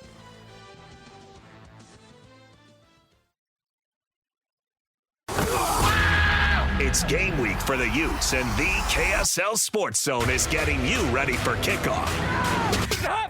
After a blowout victory on the road against Baylor, Kyle Whittingham and the Utes return to the Hill for a showdown against Kansas State in the final home game of the season. Listen all week long for the best coverage of Utah football. Then, catch College Football Saturday game day at 10 a.m. with the postgame show immediately following the game on KSLSports.com. Let's go then. Let's go, baby. Your home for the best coverage of Utah football is live on air, online, and on the KSL Sports app. This is 97.5, the KSL Sports Zone. DJ and PK, it is time for Hot Takes or Toast. Latest college football playoff rankings are out. BYU's number 11, Utah's number 12. Any complaints? John, yeah, that just means they're the first two out of the playoffs. Not yet, but the playoffs aren't decided today. Alex, is only one team from the Big 12 getting in then? That is a possibility, Alex. It's hanging in the balance right now. Impossible to know for sure. Texas Tech is in. Yeah, I don't think ACC will get 2. So if they only get 1, then you got a chance to get 2. Because I wonder if we look back and they'll modify the playoffs so it won't be like a 10, 15-year history, obviously. But when, however long they do it before they expand, if we look back, which may not even be enough evidence to draw any conclusion, if it will be, the point I'm making is if the ACC get 2, the Big 12 gets 1, and vice versa. So combined, they're going to have 3, and this may be a short-lived trend because it may be a short-lived playoff so there system. might not be enough analysis to really have any teeth to it if it's changed here very soon or next year, whatever. Next year would be soon, too. Obviously, in a couple of weeks would be sooner. But I'm just wondering for now if that's the way it'll end up. And it's not like the committee will assign it that way. It'll work out that way. I do believe the NCAA committee, and I've said this for generations, a little exaggeration, but you get the point, that when it comes to basketball, they know, okay, this league is minimum X amount of bids. Like, for instance, the Big Sky, no matter what, is always going to be a one-bid league. So it's just, there's nothing written down that way, but the Big West is always going to be a one-bid league. We'll see what's going forward with the new Pac-12. But the Big 12 is always going to have minimum 6, whatever. But the Mountain West tends to be a 2 or 3 bid league. Yeah, and so right. And they don't get 5 in the Mountain West. You go in, there's a preconceived notion there. And I know people want to argue the metrics, but the committee dude, the new one, because the other guy's out, I'm literally reading what he said. It's really the way they looked that game against Texas Tech. They were dominated on both sides of the ball. And so you can put all the data you want. But they reserve the right to go to the eye test. Yeah. And how do you argue with it's really the way they looked? You don't. The word looked. Yeah. And look, it's inarguable. There could be a lady or something, and maybe that's too sexist, but I'll go with it anyway because I'm always in hot water. But you walk down the street, and you may think, man, that's a crazy get-up. And I may think, wow, that's outstanding. Now, how do I argue with you? How do you argue with me? Yeah, I don't know. You can data me out all you want. Right. It doesn't matter. But how do anybody in anything that's artistic, like fashion, music, shows, movies, TV shows, whatever, I like it, I don't. There's certain subjective. tats that I love, and they just appall you completely. And I can't get you to see it other ways because you think, no, it's not happening. All right, fine. To some people, that looks great. To others, that's ridiculous. What are you doing? And once you introduce the word look, you can, and I'm sure if I put in BYU on social media, there would be tons of Cougar representatives who are going to have strength of schedule, who are going to have this, that, all that, the point differential, however you want to measure it out, and they're going to say, but look at all this. No. I watched that game, and that's what I saw. And is that ridiculous? In a sense, yes. Why are we looking at one singular game for BYU? Because we're trying to get 5 SEC teams in. And then he goes on to say, then you look at their wins. They have a win over Utah, who's ranked 13th. But their other wins are against what we consider quality wins, are against unranked Iowa State, Arizona, and East Carolina. Okay, so who's considering Arizona to be unranked? Some guy in Oshkosh. Well, by their own rankings also. No, not exclusively. They don't come along, and I get your point, so I'm not arguing that, but we've got 2 months of rankings when they step in the room or go on Zoom. Confirmation. And that doesn't influence them? Confirmation bias. I believe it is real, and I believe the AP influences the computer rankings because we argued about this earlier this year.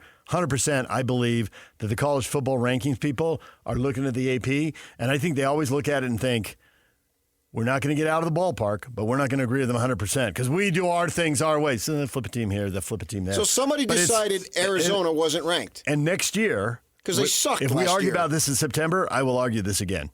That the AP ratings don't matter because what matters is the college football rankings, but they do matter because they are setting the tone for the college football rankings. And if Arizona finishes their season 9-3 and Fafita, who's only a junior, comes back, they will be ranked. Yep.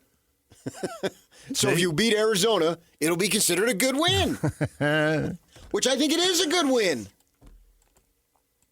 Because they're sitting there 7-3 now. And Iowa State and Arizona both on the road. So you should get a little bit of bump there. But this all is 5 SEC teams in the top 10. Why isn't there room in the top 10 for Utah or BYU or Miami or... Well, it's 5 SEC teams and Notre Dame. There's another 2-loss team we can Notre Dame is your about. biggest beef because Alabama, they beat Georgia, they beat Vanderbilt, they beat Missouri, they beat Tennessee. Now, are those teams ranked now? I mean, Missouri and Tennessee? I was actually about to check. Obviously, Georgia I didn't and memorize all Vanderbilt 25 last night, and they've been getting That's beat why I'm and asking. dropping. So I'm looking right now. Tennessee is now at 20. Missouri's at 22. Okay. So they are 7-3. So that's 4 wins over ranked teams. There's 7-3 teams that are ranked. But Notre Dame, you beat SC. And this is a guy who is not from our part of the country, so he calls him Southern Cal. Nobody from our part calls him Southern Cal. Literally 0 people say that. So he beats SC. They beat SC at home. Good win. And then a dominating win on the road at Pitt. Who the hell is Pitt? Pitt is no longer ranked. Okay, and Pitt Lost to West Virginia. Their coach comes out the week of the game. This game isn't a big game.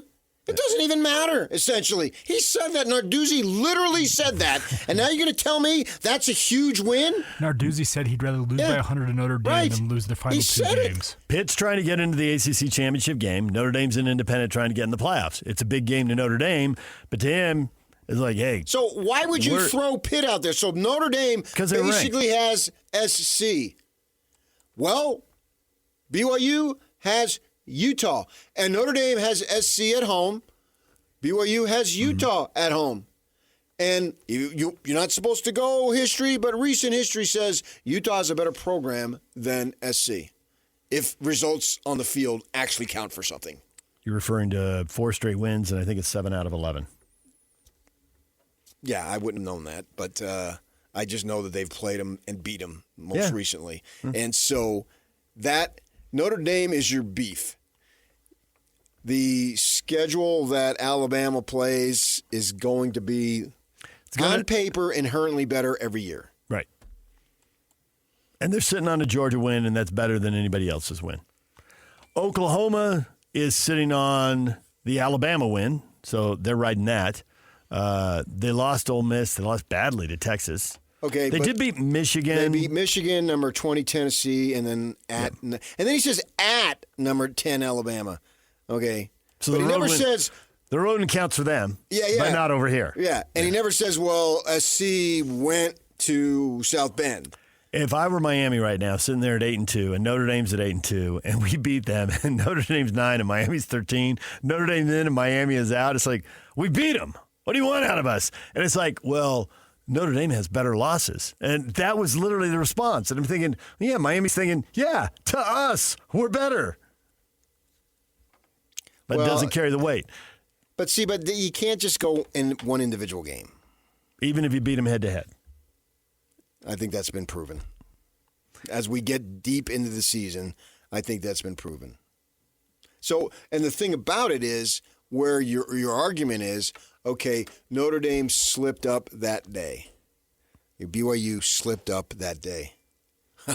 Who gets the break? Notre Dame slip up doesn't matter. Alabama slip up to Florida State. It matters, but it doesn't matter as much. It doesn't matter in the conversation between these three about who's in and who's out. It does matter versus... You can't have between three. Among the three. Come on. I've never learned that. Among the three, it is forgiven. Now, you're right. Comparing them against whoever is slotted 4, 5, 6, it is not forgiven. But in a discussion the good thing is BYU, by definition, is a forgiving people. Okay. So they're okay with this. They forgive. Do I want to get distracted by asking about Notre Dame and forgiveness? Not Alabama. They're there to scratch your eyes out. Well, it depends.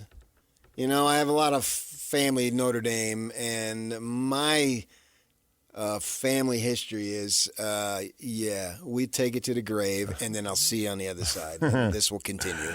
Was it Alabama-Auburn? Who killed the tree? Was it an Auburn fan? It was an Auburn fan. No, sorry, Alabama fan. It was an Alabama fan. See, they'll scratch your eyes out and kill your tree. Yeah. Go poison your tree. Yep.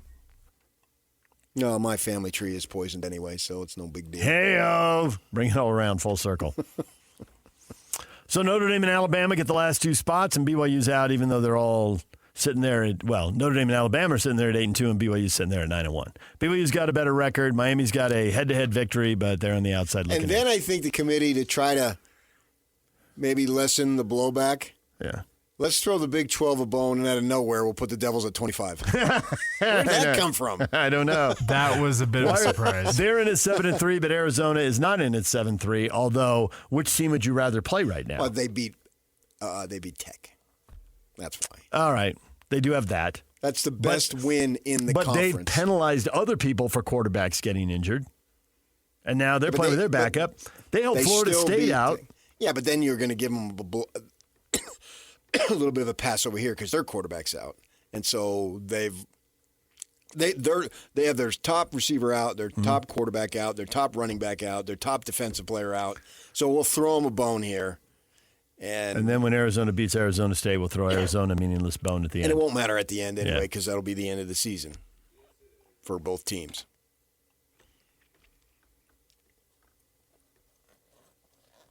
So there we sit. Not surprising at all. push came to shove, they found a reason to put Notre Dame and Alabama in, and found a reason to leave BYU, Utah, Miami, and Vanderbilt just outside the line. Now, as much as we're sitting here waiting for one team to slip, if USC beats Oregon, what are the odds USC starts jumping people? They should. They should jump Vanderbilt, Miami, Utah, BYU, and get in? You asked me, should they jump people? I said yes. Okay. Now you want a specific when you provided specifics, and I'd have to look at it. Okay. Well, that's another segment because we're up against break time anyway. I know. So, but we got the rest of the week to consider that. As much as Utah and BYU would love to see Oregon lose, as much as BYU, Utah, Miami, and Vanderbilt would all love to see Oregon lose and open up a spot by giving them a second loss, and that's a team that isn't sitting on a bunch of marquee wins, to be sure. I got to wonder if USC would just swap places with them. DJ and PK, it's 97.5, the KSL Sports Zone. It's game week for the Cougars, and the KSL Sports Zone is getting you ready for kickoff. There was no Texas Tech hangover for the Cougars as they took their frustrations out on TCU. Now the Cougars hit the road for a huge Big 12 battle against Cincinnati. Listen all week long for the best coverage of Cougar football. Then catch College Football Saturday game day at 10 a.m. with a postgame show immediately following the game on KSLSports.com. Your home for the best coverage of BYU football is live on air, online, and on the KSL Sports app. This is 97.5, the KSL Sports Zone. The band of the day today is Motley Crue, brought to you by Live Nation. For all the live concerts and events in 2025, check out livenation.com. The Crew. Yeah, Kyle has made that known a million times over. Does not want a farewell tour. There will be. Doesn't want to be out on the logo at every road game except in a rocking chair. There will be a press release, and that's it. I don't even know there'll be a press conference. You may never hear from him again, literally. Here today, gone tomorrow. Words to live by. That's the way I would do it. Yeah. Everything else gets to be too much of a show, too uncomfortable. When I quit the Watchdog, after 14 years, glorious years, years they had never seen, in terms of bulldoggedness, I had stuff, equipment, and passes and keys and all that. I picked a day that I knew no one would be there, or it would be leave on a weekend, but no. I went in like Tuesday at 1:00. Okay. And a lot of people are at lunch, and the nightside crew hasn't shown up yet. Right. And the dayside crew is out eating. Or they're not ready for the 4:00 meeting to I don't know if they still do it that way, but they used to do it in my day. What's going in the print edition the next day? Put the stuff on the desk. No one said a word. Walked right out. Much easier. I got a call later. Hey, yeah, that's the way I wanted it. Bye. That's it. I wouldn't want anything more. What about a cake, PK? Nope. Speechifying. Nothing. Absolutely nothing. And I think he's going to do that. In fact, I know he's going to do that. Didn't hear much doubt in his voice right there. No. He wants no pomp, no circumstance. He wants absolutely nothing. Clean out the desk when no one is around, grab the photos of the kids, and hit the road. Yeah. And absolutely that'll be the way. You were cruising around Twitter last night and saw something that caught your eye. Well, Dan Wolken, senior writer for Yahoo Sports, covering college sports. I've been a freshman writer for everywhere I've been. How come that guy gets to be senior writer in multiple places? In fact, I would even go as far as say I'm a junior high writer. I'm not even a high school writer.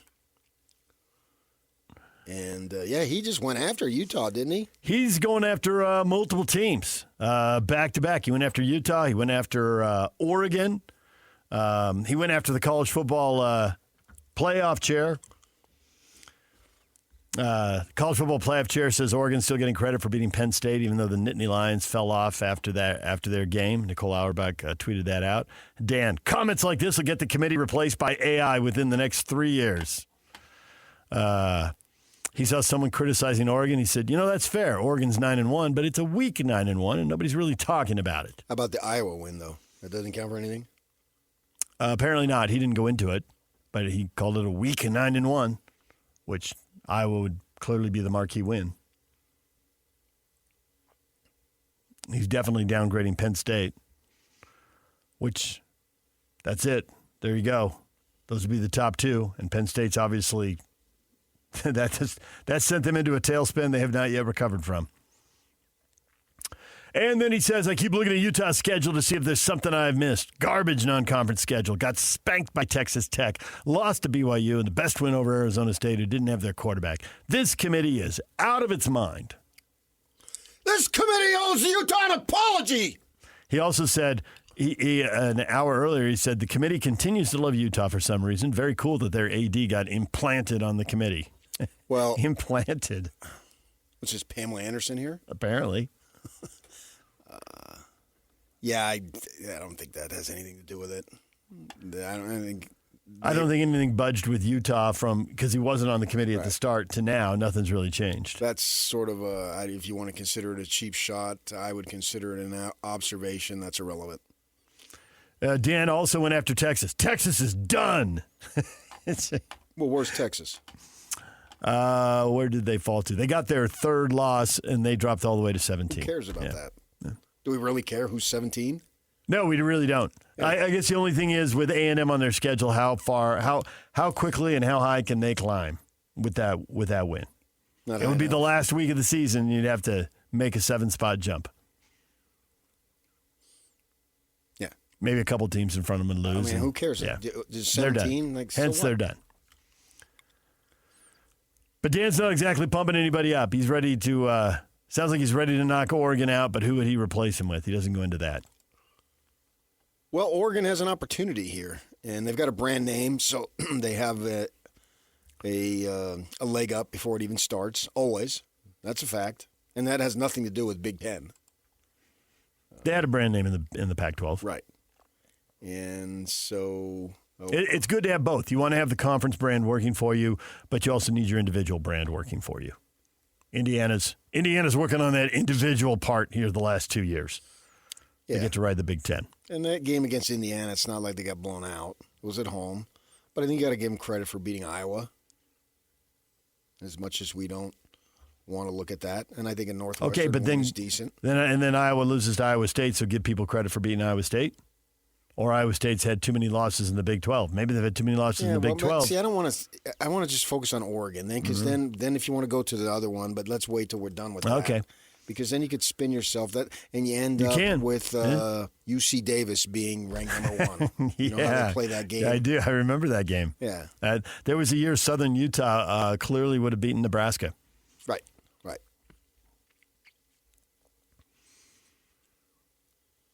They got nothing really behind the Iowa win. All right, when we come back, we're talking football with Riley Jensen. Stay with us. DJ, PK, and we're joined by Riley Jensen, college football expert, and he works in sports performance, mental health, the mental approach to sports. The psychology of it all is so fascinating. Riley, good morning. What's happening, fellas? Riley, I need you to assess a bunch of people you've never met. Are you ready? Yeah. Cincinnati had a good thing going. Had a 7-game win streak after that opening loss to Nebraska, but they got drilled by Utah. And then they lost at home to Arizona. So do you think they put 2 feet in the ground and their hands on their hips and make a stand against BYU and maybe wreck the Cougars down the stretch here? Or they are a beaten, shattered group, and the Cougars are about to go in and run all over them. What do you think? Assess the psychology that Cincinnati is going to bring into this game. So I think there's some interesting psychology to this, and I remember a long time ago, one of my coaches told me that winning hides a lot of warts, and it's hard to point out that somebody has warts when they're winning all the time. And I think what happened with Cincinnati is for whatever reason they were winning. I think they have a pretty good quarterback. I think they have a really good tight end. I like their run back. They do some really good things. But they're just not quite at the level of competing and winning for a Big 12 championship yet. And so what happens is you win all these games, you get exposed by the University of Utah. then you realize you have all these warts to work on, and mentally that becomes sometimes a little bit overwhelming. And so I guess the long answer to your question is I don't think Cincinnati's quite as good as we thought they were. I think they're a good team. I think they're a team that you have to be smart, and you can't turn over the football, and there's things that you can't do. But I think BYU is going to be fine this weekend. They have the blueprint from the University of Utah. A lot of the defensive schemes that Jay Hill are similar to what Morgan Scalley runs, and I think they're going to be able to replicate that this Saturday.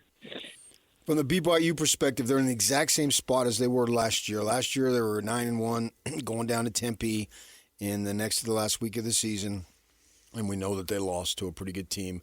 This year, now they're going to Cincinnati. It looks maybe not, I can't identify it specifically as to why, but it looks to me like they are a better team than last year, which then would lead you to believe they have a better chance to come back with the win. How do you assess it? Well, I think the hard part about going 9-1 at this, point of the year is that everybody's talking about, can you make it to the conference championship game instead of talking about, the Cincinnati game. And there's just a different kind of talk and a different kind of excitement for the team when they're walking through campus, when they're talking to their parents, when they're talking to old friends in the community. Everybody's talking about, can you make it back, and can you beat Texas Tech again? Well, they're not playing Texas Tech this weekend, and they're getting a lot of questions about that. And I feel like that's the distraction. And I know so many coaches on the BYU staff, and I know that they're talking about that, and I know that they're trying to focus these guys on just this week. But that's the danger, right? That's the rat poison that you got to stay away from right now, is that you really do have to play week to week and game to game and situation to situation. So I think part of like growing, and why you hear people say cliches that you probably hate, PK, like, you can't skip steps on the way to a championship. You can't skip steps on the way to building a championship program, is that you hope that players that were on the team last year are talking to younger guys and warning them about, hey, we were in this exact same situation last year, and it was really disappointing to finish the season with a loss to Arizona State, and we've got to stay focused, and we've got to do this, and we've got to do that. And that's why veteran teams win more than teams that aren't veteran win, is because they learn the lessons from, and it's interesting because college football is such a short time, but you learn the lessons from just a few years before, and then hopefully you make the next step. And I think that's what Kalani's hoping to do. I think that's what the staff with Aaron Roderick and Jay Hill are trying to do. And I think that's important this week. I think it's really, really important not to get distracted by all the tugs and the pulls that get you pulled away from, like, the task at hand. I expected you were 0% surprised that when Kalani was asked about style points, that he went straight to, I'm trying to win this game this weekend. That's it. We got to win this game this weekend. That's it. And he wanted no part of that. Do you think that is any consideration at all when it's the coaches just among themselves? I mean, if he throws that out there in public, it's bulletin board material, it's motivating for the other team, it tells his guys they're going to win this game easily. I mean, there's a million reasons he wouldn't go there. He's been saying, stay humble all year long. There's a million reasons not to go there publicly. But privately, do you think they think about style points at all, or are they really just thinking, if we get to 12-1 and win these next 3 games, we're the Big 12 champs and we're in the tournament and nothing else matters? I think the answer is yes to both, and here's what I'll say: it's really hard as a coach when you're caught up in the weeds and you're in the study of each team every week, and this is like a huge chess tournament every week that you have to prepare for, both mentally as a coach, and then trying to take that game plan and implement it to your players. And for me, when I was coaching on the college level, when I was coaching on the high school level, even at Little League level, it's hard for me to look at another team and not just have a ton of respect for them and have this real unease that if we don't do this and if we don't do that and if we don't do this well, like, this team can beat us. So there is some real truth to what he's saying about, like, this game is all that matters. If they get to the game and they start to play well, I think that he's very aware that style points matter. And I think he will shift from, mid-second quarter, they're up 2 touchdowns, and he's feeling the momentum of the game. He's going to shift from the mindset of, like, hey, we just need to win this game to we need to bury these guys. I don't think this is Kalani's vocabulary, but he would say we need to step on their neck type of thing, where we really need to finish and we really need to send a message to everybody in the Big 12 and everybody in the country that we are a playoff team. So I think both things can be true, and I think he's telling the truth right now in the sense that he has a lot of respect for every team that he plays. He wants his players to have that kind of respect. And then if you have, the situation like the University of Utah lately where they're winning every game by 20 points or more, you go ahead and you put some style points on it. You have concern that Cincinnati had all these high hopes, right, of competing. They got a senior quarterback and all that stuff. And for the most 2/3 of the conference season, they did compete. And then they come out to Utah and get smoked, and then they go home and lose to Arizona. So theoretically, they're still in it, but it looks like it's hanging by a thread. Do you see in that situation where they could just fold? Unfortunately, in today's world, yes. I talked to maybe, I want to say this like 5 or 6 years ago, I was talking to a player that played for a major program in the country.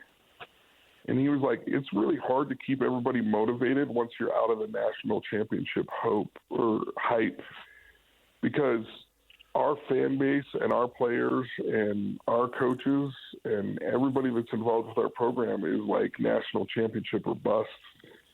And, while Cincinnati might not be a team that is considered national championship or bust, I do think that they had high hopes for their team this year, and I think that quarterback's really good. If I were their coach, I'd be talking about putting your name on every single rep this week, putting your signature on every single thing that you do, putting your signature on everything that goes into the film that's going to show up this week, and helping them to play for not just the pride of the school, but like the personal pride of, like, regardless of whether we go to, the Big 12 championship or not, like, you need to play for the pride that's your name on your back, your family's name, your name, and really kind of play that up. But there really is a different feel now for teams that are in the hunt for the playoffs, that it's like playoffs or bust.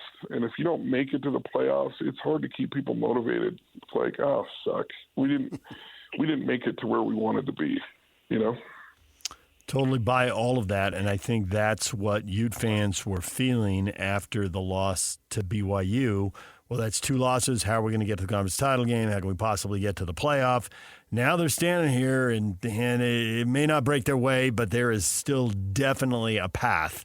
Whether they get to take it or not remains to be seen. In the meantime, they have been crushing everyone. I think all of us expect them to crush Kansas State this weekend, which seems crazy because we've all seen 5-5 teams beat 8-2 teams, but you don't really have any thought that's going to happen, do you? You expect Utah to win big again? No, I don't think anybody wants to play Utah right now. I don't think BYU wants to play Utah right now. I think that the University of Utah, if they just have settled into who they are, I feel like they have a real identity defensively and offensively right now. And I mean, my gosh, they are a really good football team right now. I don't see anybody on the schedule, for the rest of the year that's going to give them any problems. Although that's a little bit of a problem for them because you want to have a good win, towards the end, but they can only play who they can play. And I think there's a real chance for them to get everything that they wanted, even after that BYU game, just because of the way that they're playing.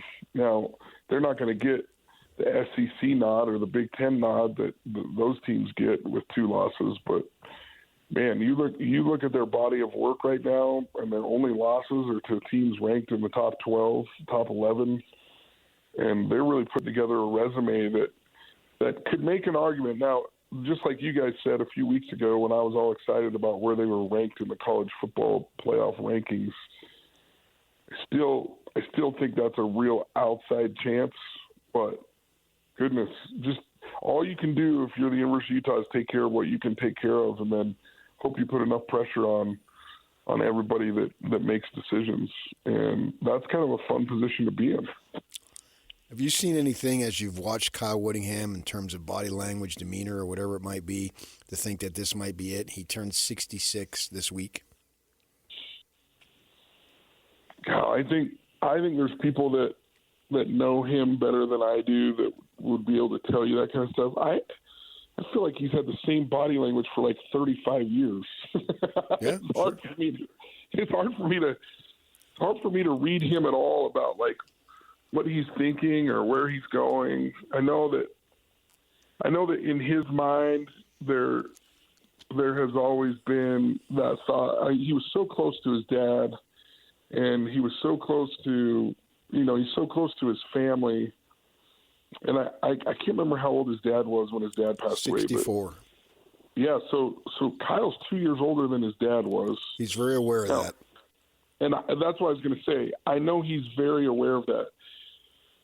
But I think teams like this, like, get you excited about the possibilities of the future. And it's hard to just say,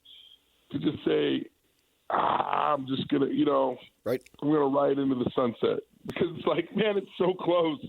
I'm so close to being a playoff team and a team that because I know, the one thing that I do know about Kyle is he feels like if he got in a playoff and he had time to prepare for some of these teams, I think he feels like he could beat anybody in the country.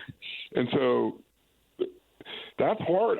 And when you're a person that has, you have to think about Kyle Whittingham. He's 66 years old.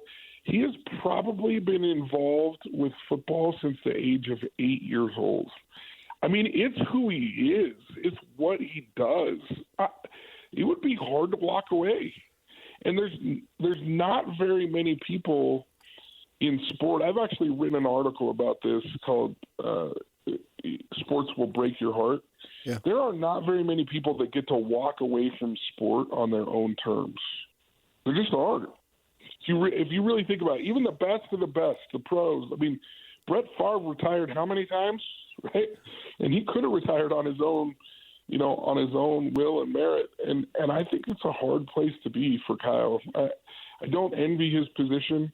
I'm sure that there's some pressure from his family and even some of the coaches, like, hey, man, it's time to hang it up, But there's part of him that's like, yeah, but, man, I'm so close. I've spent my whole life, doing this.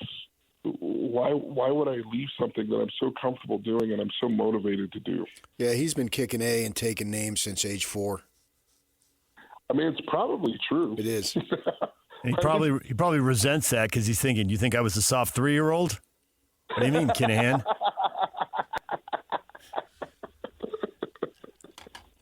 Well, he's told me stories at age 4. Okay. You just haven't heard the stories at age 3. I have not. There was probably a neighbor kid, and someone tried to take a popsicle away on a summer day, and he laid down the law. So we got into an argument about age 4. He was 4 years old when the Beatles made their this story. I didn't know this story first was tied appearance to the 4-year-old. at the Ed Sullivan show. Uh-huh. And so I was talking to him about it. He said, "Oh man, how about that?" Yeah, I remember it. I said, "You do not." No, I remember it specifically. I remember it literally where I was, what I was doing. I said, "You do not." 4 years old is a pretty early memory. There's only like a few memories, right, from 4 years old. I know, but he acts like he could paint the picture as if he was in the front row at the Ed Sullivan Theater, which wasn't called the Ed Sullivan Theater at the time, but it is now. No, he actually believes he's got vivid memories of when they took the stage. Oh, I'm not going to argue with him. You argued with him? Why did you argue with him? That's dumb. Because it's fun. It's what we do. It's what you do. He likes a few of them. Riley, we appreciate it as always. You're the man. We'll talk to you again next week. Enjoy the games. Love you guys. We'll talk soon. Next, Justin Williams, senior college football writer for The Athletic. What does he think of the Cincinnati Bearcats and their ability to beat BYU? We'll talk with him next. It's game week for the Utes, and the KSL Sports Zone is getting you ready for kickoff. After a blowout victory on the road against Baylor, Kyle Whittingham and the Utes return to the Hill for a showdown against Kansas State in the final home game of the season. Listen all week long for the best coverage of Utah football. Then, catch College Football Saturday game day at 10 a.m. with the postgame show immediately following the game on KSLSports.com. Let's go then. Let's go, baby. Your home for the best coverage of Utah football is live on air, online, and on the KSL Sports app. This is 97.5, the KSL Sports Zone. Jazz just lost to the Lakers last night. They'll give it a shot at home. See if they can defend any better. 140 PK. You could just feel the loss coming, the way the Lakers were scoring, the way they were getting in the paint. Doncic was feeling it. LeBron was passing it. Reeves still had it going on. Were you sitting there at halftime thinking the Jazz might do this? Yeah. They did have the lead. Yeah. Yeah. I did. Yeah. I was not. Look at me, more negative than you again. I mean, they were up. It's one of the mysteries of the Shooting show. the ball well, playing well, coming off a very thrilling victory. Yeah, I thought they had a shot. They'll try again at home, where they are obviously a much stronger team so far. All right, DJ and PK, it is time to talk college football with Justin Williams, senior college football writer for The Athletic. Justin, good morning. Hey, guys. How are you? Good.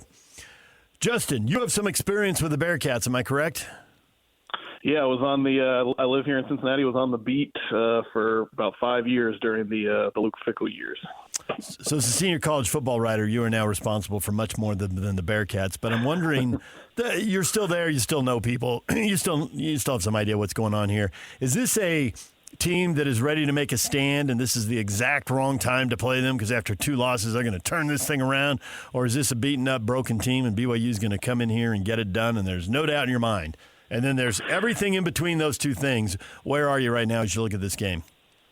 Yeah, I was going to say this is the cop-out answer, but I think we're going to find out Saturday night, right? Like, that was, a very it's been a great season for Cincinnati overall. If you look at the strides they've made in year 3 under Satterfield, they're going to go to a bowl game.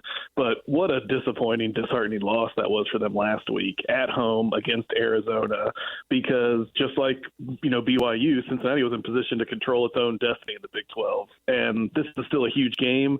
Cincinnati technically still has a path to the Big 12 championship game. They can definitely, play spoiler and kind of introduce some chaos if they can get a win on senior night against BYU. But, this could have been a huge matchup against 2 teams with 1 loss. Almost kind of a game that if you win, it seems like you're going to get into the conference championship game in the Big 12. And so in that standpoint, it's a little bit disappointing. 2 losses in a row for Cincinnati. I'm curious to see how they come out early in this game against BYU. Are they going to kind of be that team that is just, raring to go and wants to make up for the past 2 weeks? Or is this kind of that late season slide where, man, they had a lot of momentum and now it's just slipped away? I actually think we're going to find out pretty early in that first quarter on Saturday night. We saw, particularly if you look at like Pro Football Focus and the grades and all that stuff from the secondary standpoint, that it wasn't very good. And I believe Fafita's a good quarterback, and so he has the capability of to do things. What do you think that the defense, particularly in the throw defense, pass defense, will be able to do against BYU? Yeah, it's probably the weak point for the whole team this season, Cincinnati. And honestly, it's actually improved from last year. They were even worse last year in the secondary. They went out added some players in the portal and got some pieces, and they have gotten better against the pass. But it's not this team's strong suit. They have not taken the ball away. Kind of their best part of their defense is up front in that front seven. They have some good linebackers, a couple good defensive linemen. And so when you get against teams that especially have a mobile quarterback like Fafita, but can also kind of push the ball down the field, that's, at times where we've seen them struggle a little bit. And, the biggest thing is this team has really leaned on its offense. And I think Arizona did a good job of not necessarily bottling up Brendan Sorsby, but kind of neutralizing it. And so if the offense can't break out and score 30-plus, it's going to be hard for them to win some games. And that's why I think this is a tough matchup against BYU. Not necessarily because BYU wants to sling it around a lot, but they have a good, efficient offense. Bear Bachmeier is really tough, is a good dual-threat quarterback. And then I just think defensively they've been pretty tough. And if you can't go out there and score 32 to 40 points, as the Bearcats have shown this year, they've made it kind of tough to win games. Sorsby was brilliant through 5 games. Now in the last 5, he's had 300, 200 yards. One time he did eclipse 200 yards was Oklahoma State, who's terrible. Another time was Utah, where there was a lot of garbage time to pile up some yardage in that game. Is this on the O-line? Is this on him? Is this him being beat up? What has happened? Because clearly the production, or maybe it's just being scouted over the course of the year. There's probably more than one factor. What are they, and how would you rank them? That last part you said, I do think is interesting in terms of being scouted, and also just some of these matchups. This team, Sorsby especially, has really played well against zone coverage, and they've gone against some man-heavy teams the past few weeks. And I think you're starting to see teams play man more against Cincinnati, man coverage, as the year has gone on, because that's just not – it's not Sorsby's, stronger point in terms of zone versus man, but it's also – in terms of receivers getting open. They've had a couple guys banged up. Caleb Goody, who's their second leading receiver, was hurt last week. They're hoping to get him back this week. Evan Pryor, their leading rusher, has been out the past couple games. He's kind of a home run hitter, and they could use him in the pass game. They're hoping he can play this week too. So you are potentially getting some pieces back, but I do think you're seeing defenses watching the film and saying, like, man, this guy is really picking us apart or picking teams apart against zone coverage. So he's going to see a lot more man coverage as the year goes on. That's something he has to improve on. That's something the receiving unit, has to kind of get better and create that separation. And so, I'm kind of curious to see. Cincinnati's well aware of that. They even talked about it this week in press conference. It's like, hey, we're getting man coverage. We haven't done as well against that. We need to figure out a way to change that. And so I'm kind of curious to see how that works and maybe what Jay Hill over at BYU kind of draws up to try and neutralize all of that. So Sorsby definitely, he was kind of getting some dark horse Heisman buzz there for a stretch in the middle of the season. That's totally fallen off. He's a really talented player, but they need him to kind of get back to that early midseason form if they want to have a chance to win this game. Is there any concern that, last year didn't end the way it wanted, but this year they've made improvements? So find perspective in that, and we know we lost a couple of close games, but overall we've had a really good season. So where I'm going with that is that not dig in and win at all costs type of thing, but look at it from a broader, bigger picture, which may lead to some, I don't know what you would call it, but just not the fire to win this week. Yeah, I mean, it's tough. It's definitely been an improvement on last season. I think everyone coming in was like, they got to get to a bowl game in Cincinnati. There was even some kind of early, like, Scott Satterfield hot seat talk. I don't think that's going to be the case, that they're going to a bowl game. They've obviously made strides. But the problem last year, they started 5-2, lost their last 5 games, right, missed out on a bowl. Now you run the risk of, you lose this game, that's 3 in a row. Could you finish the year on a 4-game losing streak? Even if you're going to a bowl game, like, any of that momentum that you had built up, any of that goodwill you had built up just a couple of weeks ago when you're ranked and kind of in the Big 12 conversation, you lose a lot of that, even if it's an improvement on the season before. So I think, this game would go a long way, even if they don't make it to the Big 12 title game. If you can get this win against, at home, a night game experience, big noon kickoffs coming to town, all that kind of stuff. If you can do that against BYU, then you really can look at this season, no matter how it ends, and kind of feel like, man, this team made some strides. It's definitely moving in the right direction. If that doesn't happen, because I think honestly that's going to be a really tough task to beat BYU for Cincinnati on Saturday, then you better get that, end last game of the season at TCU next week. That's when you can't really afford to drop, because then, like I said, all that goodwill and momentum you built up, it's going to feel like it totally went away. We're joined by Justin Williams. He's a senior college football writer for The Athletic. The updated college football playoff rankings are out, and somebody once said, I think it's a pretty cool saying I've held on to, truth is a big ball, and you can never see the whole thing from any one place at any one time. So we know what people are complaining about the college football rankings here. I can guess what they're complaining about in Miami. Sitting in Cincinnati, when people see the ratings come out, the rankings come out, maybe they think, oh, these are perfect. This is very well done. The committee's very bright. But that doesn't seem to be anybody's reaction. It's biased. They're ignoring something. What's the committee missing from the perspective of people sitting in Big 12 and Big 10 country? Yeah, I feel like a lot of fans of the committee in South Bend, Indiana, but beyond that, I don't know how many people are like really singing their praises. It's a thankless job, sure, but yeah, I think from a Big 12 perspective, like this feels like the second year in a row, right, that maybe BYU is just not getting the credit it deserves. And I get it. The resume is what it is. You can look at the metrics and strength of schedule and strength of record and all that kind of stuff. But like BYU has one loss this season to a top 5 team.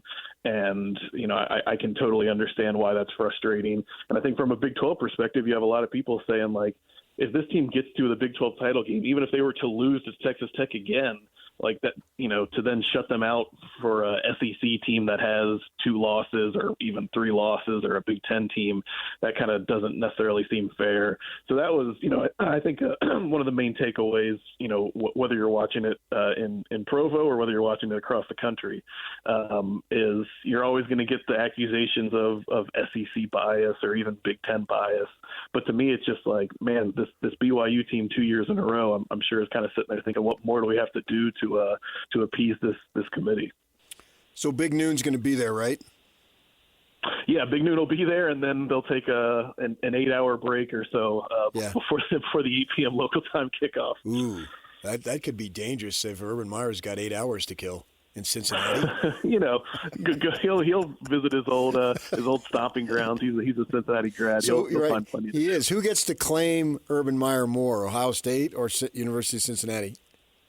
That's a loaded question, especially here the past few seasons. I think Cincinnati acknowledges that he was a grad, but I think probably Columbus is that's the place that got the national championship. So there you go.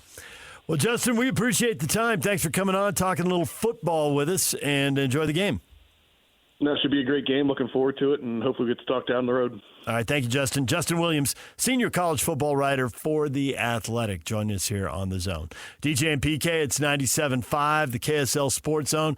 It's a Win Tickets Wednesday. We gave away the Jazz tickets. That's all over. Sending somebody to the game, Yak? Excellent. We were sending Jason to the game. All right, all done there. That's taken care of. We've got more in a moment. More football on the way. 97.5, the KSL Sports Zone.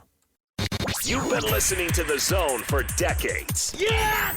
But now you can watch the guys break down your favorite teams. Some viewers may find the following video disturbing. Viewer discretion is advised. Catch the video stream of DJ and PK, Jake and Ben, Hanson, Scotty, and JJ and Alex right now at KSLSports.com or by searching KSL Sports on YouTube. Utah's best sports radio is on air, online, and on the KSL Sports app. This is 97.5, the KSL Sports Zone.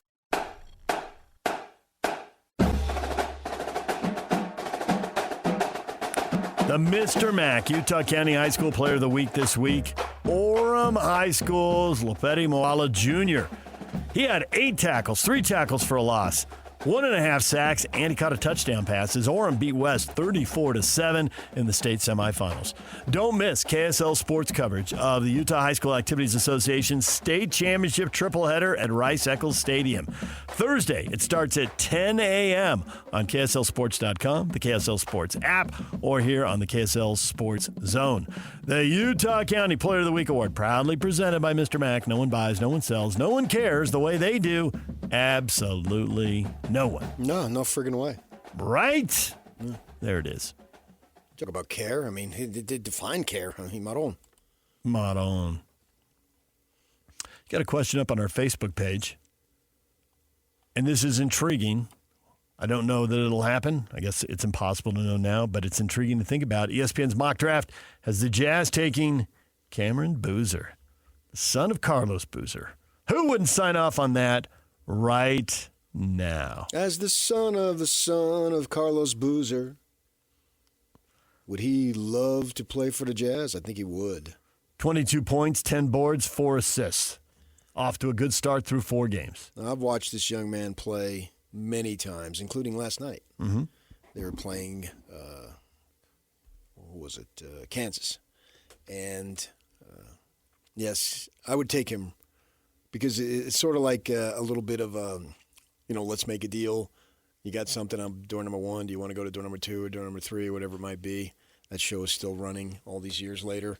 And so you got something good. I would take it. As opposed to what would the option be? Let's assume he's behind door number 1. Well, Bonza. Oh, okay. Yeah. I mean, you look at the 2, and the kid from Kansas who's out right now, with a hammy or something, is not playing. But we'll see DeBonza here Friday afternoon across the street against Wisconsin. Yeah, I'm going to go to that game. And Boozer is like his father in terms of a very effective player, but not with a ton of just raw athletic ability, like Ace Bailey or DeBonza. DeBonza has where the that. athleticism, you don't even have to know anything about the sport. You're like, that's amazing. Yeah. Right. I mean, long, sleek, agile, all that stuff. DeBonza has that. Doesn't necessarily mean you're a better player, but I think right now, for what it's worth, and I am not an NBA talent scout evaluator, but I watch these freaking games and I talk to people. I think DeBonza, which is why he's right now expected to go higher. Well, yeah, and when a door number 1, 2, 3, I wasn't even considering DeBonza because this is with the 3rd pick, and I assumed DeBonza's off the board. So it never occurred to me DeBonza was right, but option. Who knows where they're going to be? Where they're going to be drafted? Right, we don't. So that's the whole point. Right now, we have comments about that. No, it is. It is no question he's better, but you're talking about losing games, getting lottery results. I'm saying, would you rather take this player over that player? It is, would you rather roll the dice to see if you can get higher in the lottery? That's where the let's make a deal analogy comes in. Yeah.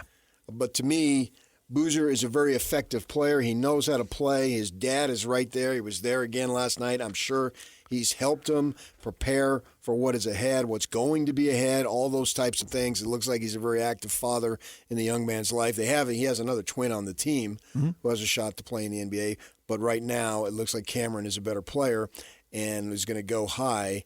I'm saying I would take him, no questions asked, rather than trying to risk getting a higher pick. If I got Boozer, if I'm the Jazz, if I'm Austin Ainge, and I got Cameron Boozer in there, great. If I got A.J. DeBonza, break out the champagne because he's more athletic and can do different things that I don't think Boozer can do, but that takes away from nothing from what Boozer is able to do. Because when you think about it, was Karl Malone super athletic? Yeah. Was Magic Johnson? So there's ways to be There's ways to be effective. a really good player.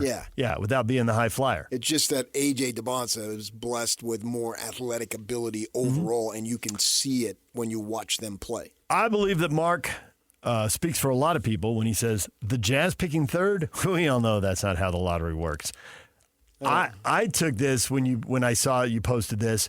I thought, I'd sign off on that right now. Of all the possible draft outcomes, the 8 potential spots, players that they could get, the people who are projected there, this is on the high. Cameron Boozer is on the high end of the possible results. And obviously one of the results is you lose the pick and you don't have it at all. Yeah, I know. But so this was the first I wouldn't draft complain. I saw from ESPN. Sure. No, so my answer is who wouldn't sign off on that right now? I would. I wouldn't be complaining about that. That's on the high end of the possible I don't think there's any outcomes. question because you look at the Jazz got to be careful here because they're, as much as they want to do away with tanking, there are teams that are way worse than last year. And Brooklyn perpetually sucks. Washington perpetually sucks. And now you got Indiana sitting there at 1-13. And they've had circumstances that they don't have their best player. right? With and they're not Halliburton. going to lift a finger to get better. What's the point? They are not. Halliburton is not coming back right anytime soon. This is Indiana's going to be horrific. I've got 3 teams right there. Charlotte traditionally sucks, so that could be possibly 4. They're 4-10. They're well within range of That's right. And it just seems like LaMelo Ball and these guys are in and out of the lineup, constantly hurt. Blah blah blah. They're this generation's version of the Clippers in my mind. Yeah, Charlotte, Brooklyn, Washington, Indiana.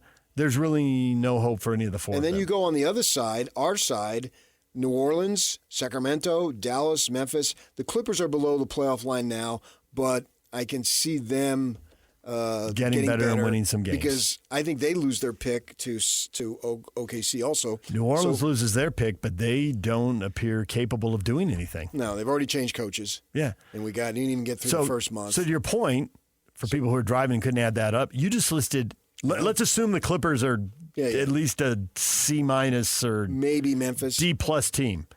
Okay, so if Memphis is in this group, there's 10 teams. If Memphis gets better, maybe Memphis being better. If Memphis is better, then there's 9 teams in the group. And the Jazz have enough talent unless they sit Markkanen and George. Fact. Totally believe that. Even with Kessler out. If you play hard and if you have a little bit of a home court advantage, which they do, some of these places, like you watch games, there's nobody, there's no atmosphere, there's nothing. Jazz fans are still excited to go to games. You know, if there's a big play, they're on their feet screaming and hollering and creating a home court advantage. And the Jazz are turning that into some home wins. They got a winning record at home. Barely, but yeah. Barely, right. But, I mean, New Orleans is 1-6. Brooklyn and Washington haven't won a home game yet. So to your point about the Jazz could be bad, and that could be enough to doom their draft hopes. Because some of these teams look like they're horrific. I think Austin Ames might have to walk back what he said. We're not going to do that. There's that. If they want to maintain their pick, they're going to have to do it. There's that. There's an injury like Kessler has already had one. Somebody has something happen in the next couple of weeks. Or there's give up the pick. Yeah, but I don't think you can plan on injury. No, you can't, but it could happen. I mean, the Kessler thing happened. If they had rim protection, I'm sure it could happen to Portland. It could happen to the Warriors. It could happen. It could be happening to anybody, though. So there's just as much chance that teams are now that are solidly in the playoff. If Devin Booker goes down for Phoenix, then Phoenix could. Or Doncic goes down for the Lakers. I mean, you can go on and on. So that chance of happening is equal. So I wouldn't bring that up because you don't know. But right now, you can't put any limitations on Keontae George because right now he looks like he can be a valuable player beyond some dude who's the 8th man. And do you think that the Jazz, as currently constituted, if there's no monkeying around with playing time, win 25 games? Yes, because the other teams just really suck. And if they win 25 games, I think a bunch of these 9 teams, they are not getting to 25. That's 10 more than they won last year. Yeah, and a bunch of these teams aren't getting to 25. I mean, it would be bleeping bleep bleep if they didn't. Nice. We're done with the masterpieces of bleep bleep. Well done. Well played. DJ PK, it's 97.5, the KSL Sports Zone. DJ PK, it's 97.5, the KSL Sports Zone. I can't believe you put this up. Steve Kerr thinks the pace of play in the NBA is causing injuries and recommends reducing the season to 72 games. Would it help? Okay, first off, on a serious note, Steve Kerr has coached championship teams and played on championship teams, so when he says stuff, it makes news. Locke was telling us, yeah, right. Tim Duncan, Michael Jordan, pick your teams carefully. He's Ringo Starr. Don't go to Cleveland, Steve. Look how that turned out. He played in Cleveland, I think, early in his career. So David Locke told us this last year. I think this is clearly something that's been talked about by a lot of NBA people for a long time. And it makes some sense. There's some logic to it, that the pace of play is causing a lot of these injuries. There's a ton of star players out. This is like a daily update. Would it help if you put this up on Facebook? And people are just going to town, man. You just teed them up. Eldon, well, that'd mean less suffering for Jazz fans. Nice. Marvin, reduce it to 2 games. That'd be good. 2 NBA games. 2 NBA games? You play one team home, you play one team away. That's it. Thanks for the season. See you next year. Boy, that would be a lot of emphasis on those 2 games. Mark rolls eyes. It's been 82 games for a while now. I'm pretty checked out of the Princess League. Well, yeah, I don't think that the amount of games is the issue. I mean, he's bringing it up. But that's never going to happen because then you're asking. Everybody takes less money. Yeah. There's less games for TV. There's less games for luxury suites and everything. It all hinges on that. And yeah, they're making a ton, but they're not giving it up. No, you never want to give back anything that you've received from terms of finances. So with that in mind, what can they do? Can they spread it out more? I mean, why not start earlier? They'll just say nobody pays attention until Christmas, so what's the difference? Float a few games in there. It's just a few games. What's the big deal? Do you need eliminate some back-to-backs? Is it the back-to-back and the spread out and the rest, or is it the total cumulative number of trips up and down the court? Yeah, but it has to. He's talking about playing every other day right now, so it is the amount of games in a condensed period. So if it were 3 games in 7 days, and every once in a while they got 2 off, would the body repair a little better? That's part of his idea as far as where he's going. And he's won titles, so that gives him the right to pop off because he's not going to get fired. Yeah. And they decided to go old, and they're the latest team. It happens all the time. That's going to have to ride out a superstar until that guy retires. And that's all true, but we're seeing this happen to younger players. Wembayama with the calf, and we've heard calf injuries before that turned into Achilles injuries. I don't think his pace of play is that big of a deal. Well, I think I get your point on that. He's not flying around the way a perimeter defender is, but big guys move a lot more than they used to. And the point, because we've seen a lot of big guys injured, and Locke talked to us about this once, is like there's a size where you're simply too big for all this cutting and changing direction, and your body's going to break down. Yeah, but that's... Now, he's not as heavy, so that's a factor also. He also isn't as muscular, so he's had injuries now every season. And here he is again. Yeah. On the bench for at least a week, probably 2. Right. How come it's never 3 to 5? It's always 4 to 6. 4 to 6 is a big number. Yeah. Something about bone injuries. I think a lot of the hairline fractures. But it can't be 3 to 5 because if it's 4, that means it could be 5. But you never hear 3 to 5. Yeah. 3 weeks. Or 4 to 5. It's always 4 to 6. We'll ask around. Doesn't make any sense. I think there's ways that you can modify it. I liked what you said about the fewer minutes in the game, because that's fewer trips up and down the court, and it's not just that, it's inside the half court when you're trying to rotate to shooters and you're turning and planting and exploding towards the shooter in different directions. Defense in the regular season? Well, theoretically, yeah, good luck sure. on that. Well, if you're the 7th best guy. And who cares if he's out? We are talking mostly about the stars. You didn't get the billions-dollar contract on the 7th guy. No. Nope. And there's plenty of star power out right now. And it's cutting on the offensive end, too. Maybe 25 guys in the league that drive the television. And you want them available as much as possible. Anybody who comes to see the Warriors in town is coming to see Steph Curry. Right. That's it. There you go. Yeah. Everybody else is just a nice added bonus. And as good as Jimmy Butler is, he's not Steph Curry. No. Everyone else is a nice bonus. And what kind of shenanigans are you going to get tonight if Green is in the mood to give you shenanigans and play the victim again? Grab somebody in a headlock. He's been playing the victim for years. I feel bad for the guy. How does he get out of bed? Everybody's against him.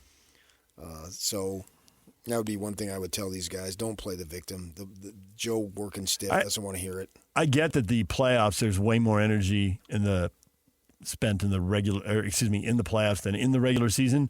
But the guy who's staying healthy through all of this, now, of course, as soon as I say this, but the Joker, and he's not a guy, I mean, he runs, he jogs down to the top of the court, he plays at a slower pace, and he also controls the game at that pace, which is a beautiful thing. It works. Right, and so he doesn't seem to be having these injuries. So to me, that strengthens this whole pace of play thing that first Locke and now Steve Kerr are telling us about, and I suspect there's dozens and dozens of people behind the scenes talking about it too. And I would expect to do something, because what you just said is the most lucrative thing, and it's a business, and it's about the money. And it's 25 guys. and that even might be a generous number, right, who drive the TV ratings. But under the theory that, okay, we got a handful of teams that really suck and everybody else has a guy that people want to watch. I mean, Phoenix isn't great, but Devin Booker gets on a heater. You want to make sure you see it when he starts throwing his stuff from everywhere. Yeah. So there are these guys on spread across the teams that aren't championship contenders but are still decent teams. Right. I'd put him on and so that list what of do 25. you do to protect their health? And I suspect that discussion is happening behind the scenes because they're the money makers. They are who people are paying top dollar for tickets, luxury suites, and then sitting in front of reduce their TV. minutes. Yes, and I like that plan. It's simple. The regular season. All you got to do is shave what Jerry Sloan did at a different level, but shave okay, you come out of the game a minute or two earlier, you go back in the game a minute later. And if you miss, instead of missing 6 minutes in the first quarter, John Stockton miss 8 minutes at the end of the first and the start of the second quarter. Try to play guys big minutes in the fourth quarter. And nobody complained about that. Nope. In fact, he was admired for being an Iron Man. Yeah. And he wanted to play 40, and Sloan's like, no, that's a bad idea. We got to think about your body for the playoffs, and we got to think about you for the rest of your career. And it worked out. He was an Iron Man, and he did play for 2 decades. Right. And to this day, he's admired. Yeah. No, I admire him for other things, but that's just me personally. So I think that I see what you did there. That was clever. The way he shunned the media and controlled his life until he had a book to sell. No, I'm not saying. Okay, good. I'm telling you, man, I watched the game and like 25 people dropped dead right on the field. Okay. So these guys who are playing 35 minutes, how do you get them to 30? Easily. Just sit them down. You got to take them out a minute earlier in the first half and put them back in 2 minutes later. Don't expect someone else to solve your problems. That's my deal with Kerr. He loves to tell you what he thinks, but what are you doing about it? Anybody can put a sign in their yard. What are you doing about it? He's playing Steph Curry 31 minutes a night. Then drop it to 25. And Butler's playing 31 also. How old is he? 35 years old? 36? Steph Curry is 37 and will turn 38 in March. Then drop him down. He's 38 by the time the playoffs roll around. Yeah. If the Warriors are there. I don't know that the league is going to do anything. Hey, we're going to help you. Because he's anointed himself a spokesman for a bigger cause in a lot of things. Yeah, but I think that what he's saying is the Lakers are trying to figure out with Sure, Luka but he's and LeBron. anointed himself the spokesman. Yeah. I'm not. If you're the spokesman for a bigger cause, by definition, other people are on board of what you're saying. So it's not a yeah, but. It's yes, of course. That's why he's doing this. Because he has the street cred to be able to do it. You should be in the league office as a consultant making big money. Because Steve? there's literally you, PK, Patrick Kinahan. Guys, you playing him 31 for, play him 27. Well, at least in the short term, no one's going to do anything. They're not going to do anything this year. And I'm not saying his points aren't extremely 100% valid. But what do you control to make things better for the universe where you have correctly acknowledged things are jacked up? Yeah. So start Control doing the it. minutes. And if you lose a few more games, honestly, so what? if I'm ranking them, I think that has more of an impact than spreading the games out more. I think there is a cumulative wear and tear, even if you get rest in between the games, and I get what they've done with back-to-backs, but I think that would have a bigger impact as opposed to playing 3 games a week. Okay. And starting the season 3 weeks earlier. Maybe so. But that wouldn't hurt. No, it wouldn't. It wouldn't. And maybe they're having that debate behind the scenes. And he's, his owner has told him, hey, they're talking about this. Weigh in. You've got the voice. I always wonder when people say stuff like this. Some people do say it just to be in the middle of everything and have the spotlight on them. I don't think he's doing that. But sometimes people say stuff and are like, trial balloon being floated. They're looking for the reaction, or they're putting pressure on someone who disagrees with them. I think he's speaking to the sports science people and getting feedback from them, and then he sees the league. He's an NBA guy, and so he's not just, what can I come up to complain about today? Not at all. He's seen results. He's seen evidence. He's talked to people, and he has the ability to say it. And people will listen to what he says, obviously, because he continues to go to the well on a number of topics. And this one is valid. and it needs to be considered. From a league perspective, what can they do there as far as that goes? And, I just threw out a couple of, and it's not me. I was listening to the NBA radio driving in this morning, and they were talking about it because I knew they'd be talking about it. And so that's why I talked to them. They talked about, hey, you're batting behind football anyway, and then the World Series, particularly this year with the World Series being as that's an argument fun as it was. Not to back it up. People, yeah. No. Oh, you think go against the baseball playoffs? Yeah, because you're going to lose anyway. Your day, no one's buying the NBA TV or giving them all this money for October ratings. It's not happening. It's down the line where you're going to cash in, right? So admit it. So stay away from football. Stay away from Sunday, Monday, Thursday, and play Tuesday, Wednesday, that part of Friday. The NFL's clear. Yeah. And then I guess also schedule strategically in the games that get moved early in the season. Make sure that they're good teams beating up on bad teams. Don't let your good or mediocre. Don't let your marquee games. Well, then you have to have play. arena availability because obviously these arenas are not just housing 41 basketball games and that's it. No, a lot of them have hockey. A lot of them have concerts, just nonstop. And circus, or Disney on Ice. Ice shows. On and on and on, as they should, because they're in the business to make money too. Yeah. So I don't know how practical that is, but if it works, yeah. Because I really believe the NBA will get their money comes in from a great playoff system where you have 2 weeks of locking down and all the give and take, the ups and the downs and the ebbs and flows and all that stuff. That, at least from my perspective, that's super intriguing and it's super fun. And guys would dive into the fourth row if it meant getting a basketball. And who wants them to dive in the fourth row? It's like I've said when Bryce Harper was playing in the outfield. Don't ever leave your feet, son. I need your bat. Yeah. Right?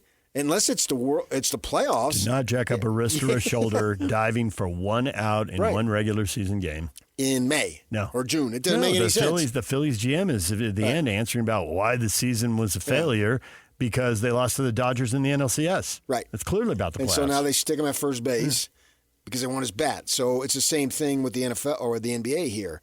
But now postseason, that's another story. So I think they can do that, but in the meantime, you can't wait for anybody to do anything else. You're going to have to do it yourself, and especially with your older guys. And it won't have the same impact because what the teams have been able to control before is just giving a night's rest. Here's a 1-game road trip. You're flying to Utah. Don't go. You get the night off. You don't play those 30 or 35 minutes. You don't have to get on the plane. But that keeps happening, and then you've got TV executives and other teams saying, you didn't bring your star to our town. What are you doing? You didn't play your star in our TV game. What are you doing? Apparently that's not enough, though. That's also true. So maybe the 35 minutes down to 30 or the 31 minutes down to 27 is the way to go. Yeah. At least give it a shot immediately. Do something about it. And then let the league go on a higher level to see what can be done. DJ and PK, it's 97.5, the KSL Sports Zone. When we come back, everything you missed in this show, including college football, the rankings, and what kind of Cincinnati team is BYU going to face? One that's already beaten or one that really has something to play for and is going to bring their best effort of the season? That's next. Stay with us. It's game week for the Cougars, and the KSL Sports Zone is getting you ready for kickoff. There was no Texas Tech hangover for the Cougars as they took their frustrations out on TCU.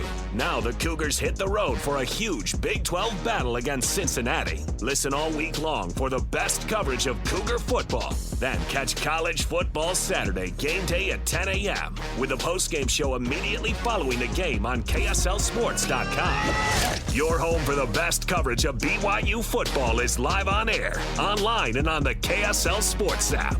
This is 97.5, the KSL Sports Zone. Is Cincinnati going to bring their best effort because their season's on the line? Or, hey, it's been a pretty good year. We made progress. They're not going to have that edge. Well, I try to find perspective as quickly as I can because then that means I'm not as disappointed and I could be happy even in a loss. And that's the way I view my sportsdom. But I don't think Cincinnati's going to do that. And BYU's not taking that approach anyway, so it doesn't really matter. Justin Williams, senior college football writer for The Athletic, said man-to-man pass defense has slowed the Bearcats' throw game. They were lighting it up early in the year. And he said, a lot less zone, a lot more man. People have caught up on tape and this is the best way to defend these guys. It seems like Jay Hill coming out of the Kyle Whittingham tree would be pretty comfortable with that and would probably make that adjustment pretty quickly. Gary Anderson has spent years being focused on the differences between man and zone. I can't believe this is something that slipped past anyone on that staff. No, this is a veteran staff, man. This is a staff that I think can rival some of LaVelle Edwards' best staffs right now with what you got, because they got more guys. If for no other reason, they got more guys. They got more people. They're now at a point where they got a lot of experienced guys. For a while, you love to point out, hey, they got a first-time head coach. Hey, they got a first-time coordinator. There's going to be a learning curve. You just can't expect these guys. I mean, they're going to know more in 3 years than they know right now. And it happened so often that when it was happening on the show, you'd reference back to what Kyle told you. I remember, actually, I was there for Kyle's first press conference after his first game as a head coach, and what Bronco told you about the first year. And we had Bronco on, and he remembers that and snorted and laughed. And snorting is a sign of real humor. The irony was rich. Right. And that's not who BYU is right now. I mean, they've got so much experience. Used to be when guys would get a job, it would be a sort of like an entry level, meaning if they were a grad assistant first time, they were a position coach first time, coordinator first time. Well, that's all out the door now.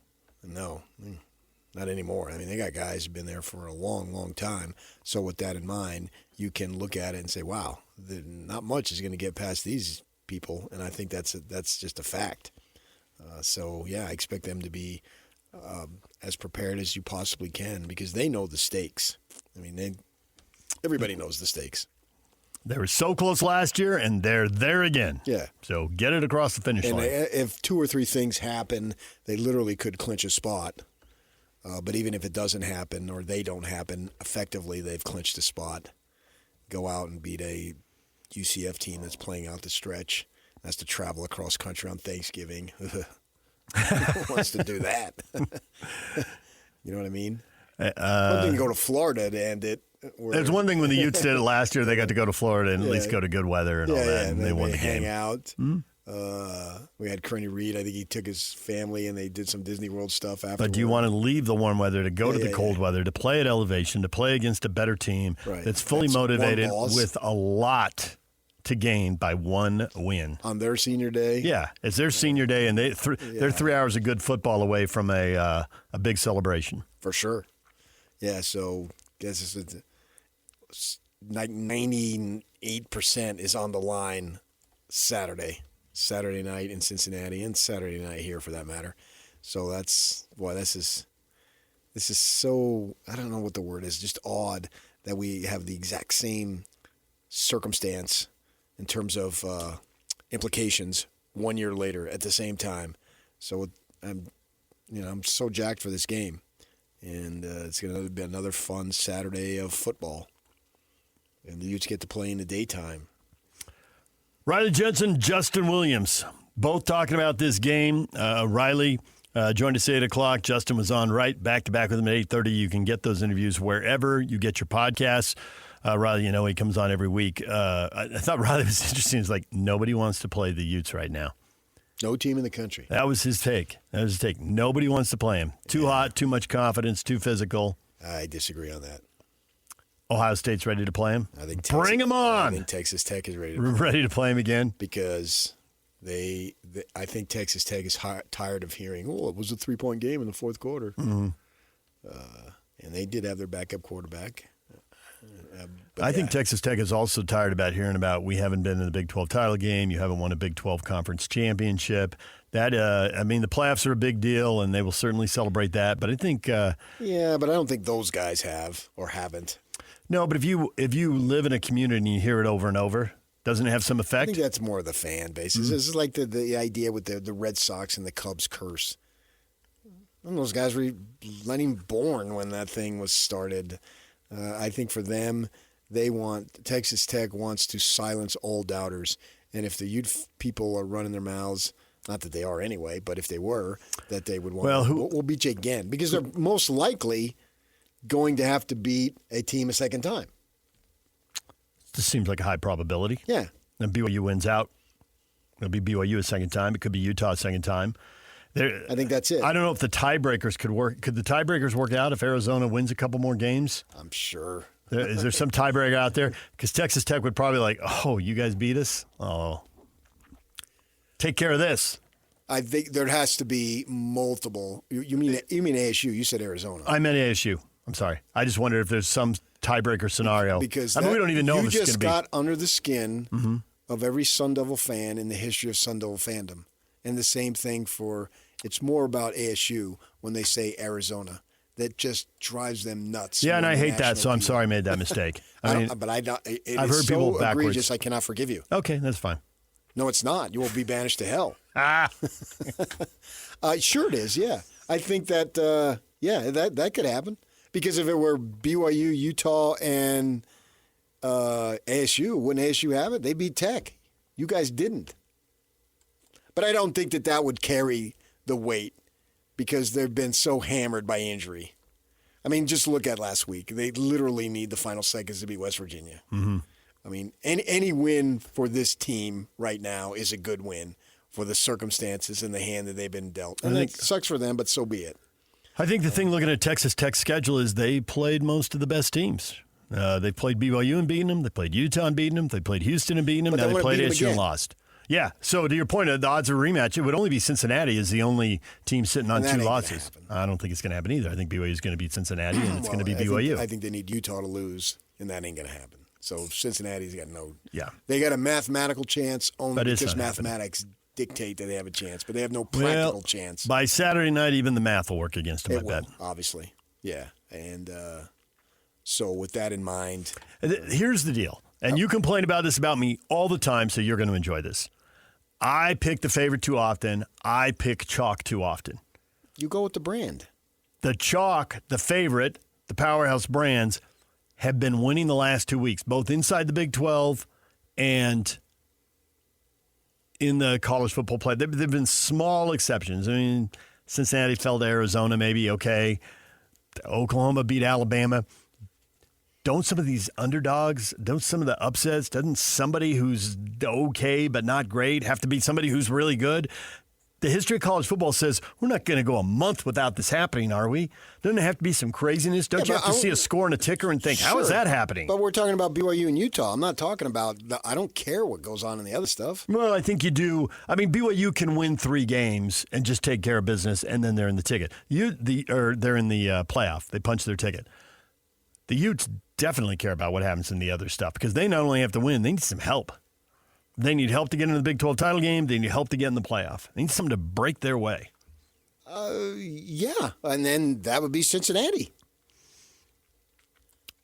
Is any of it going to happen? Cincinnati being one example, yes. Oregon losing twice would help. Somebody else messing up a game, and we don't think Alabama's going to lose to Auburn. That seems stunning. I don't think Notre Dame's going to lose to either of these 3-win teams they're playing down the stretch. That would be even more stunning. Yeah, sure. If that's your exclusive definition of success, fine. Yeah, but if Utah goes 10-2 and they get sent to whatever bowl, I don't care. That's a great season.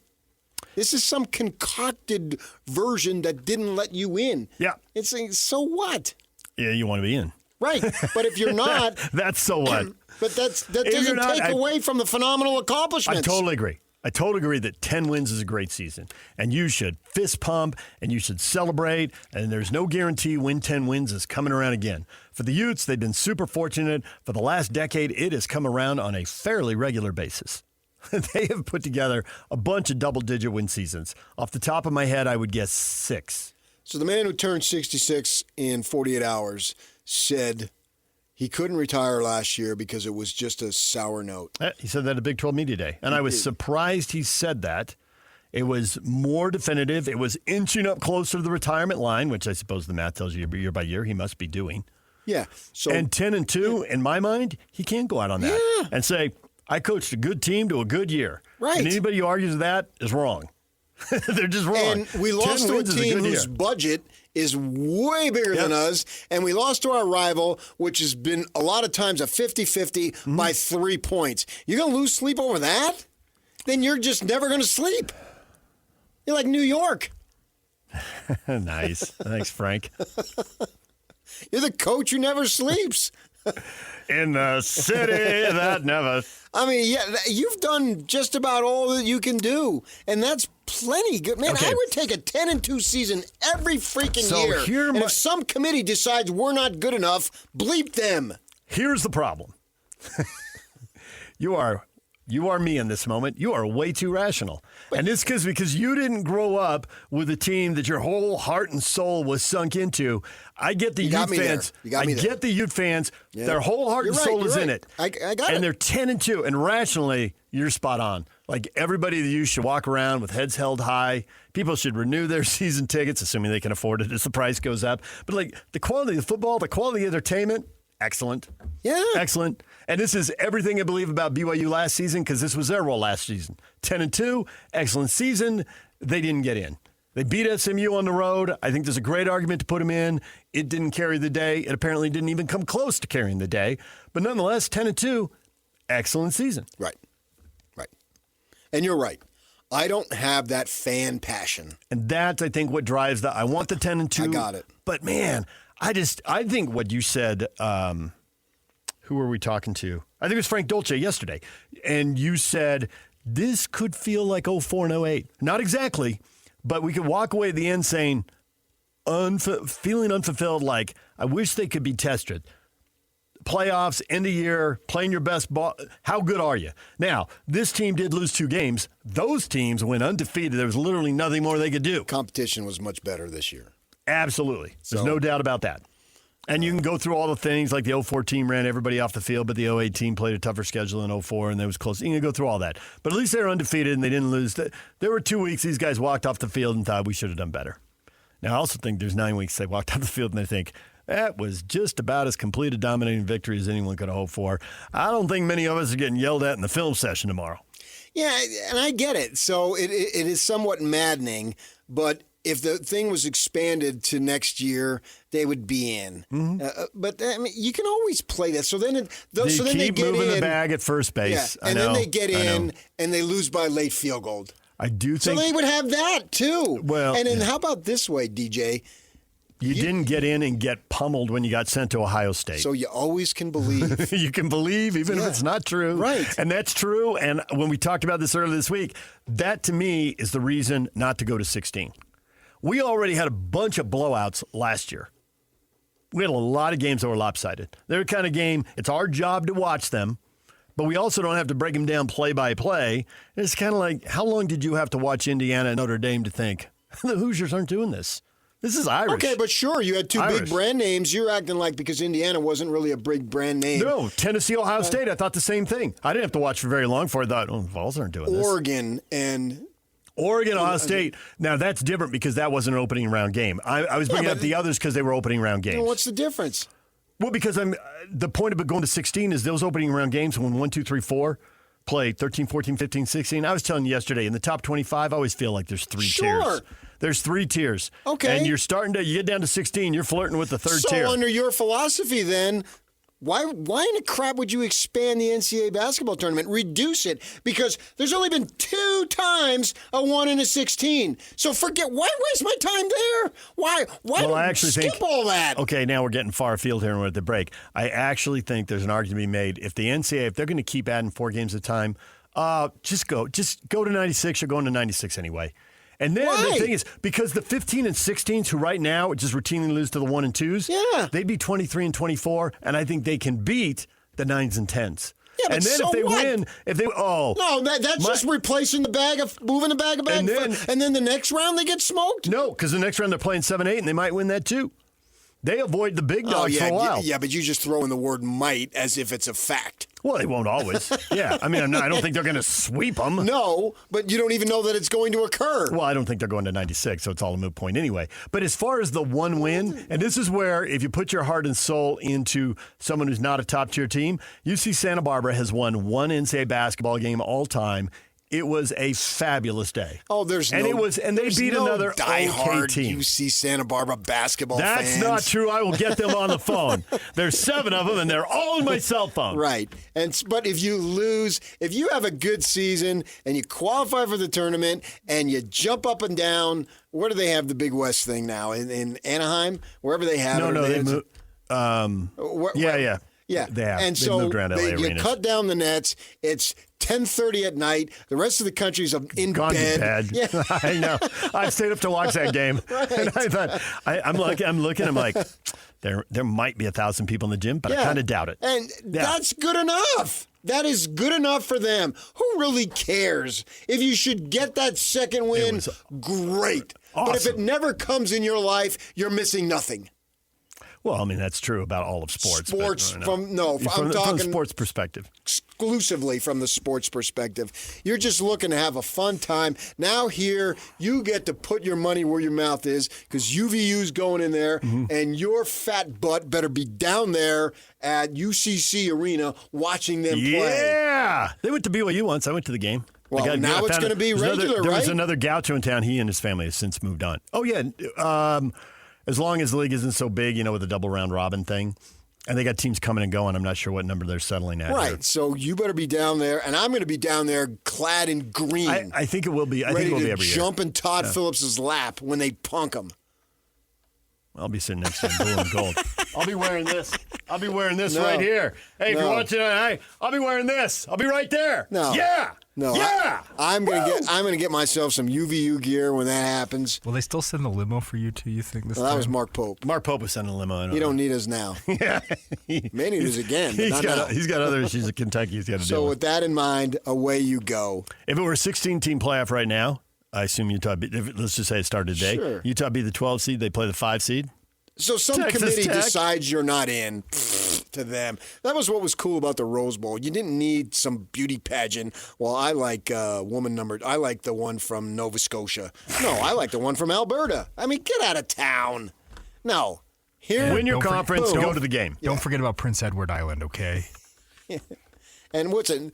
Newfoundland. Yeah, Newfoundland? Yes. They're not even on our time What zone. about the They got their own time zone up there. What about the Yukon Territories? Come on. Well, Yukon, and if we get Yukon in the NCAA tournament again, we lost to them last week, we'll get them. We get Kennard Davis back, and away we go. Manitoba wants a word. I see what you did there. That was good. When we come back, your feedback next. Some stuff slips by me. That, not at all.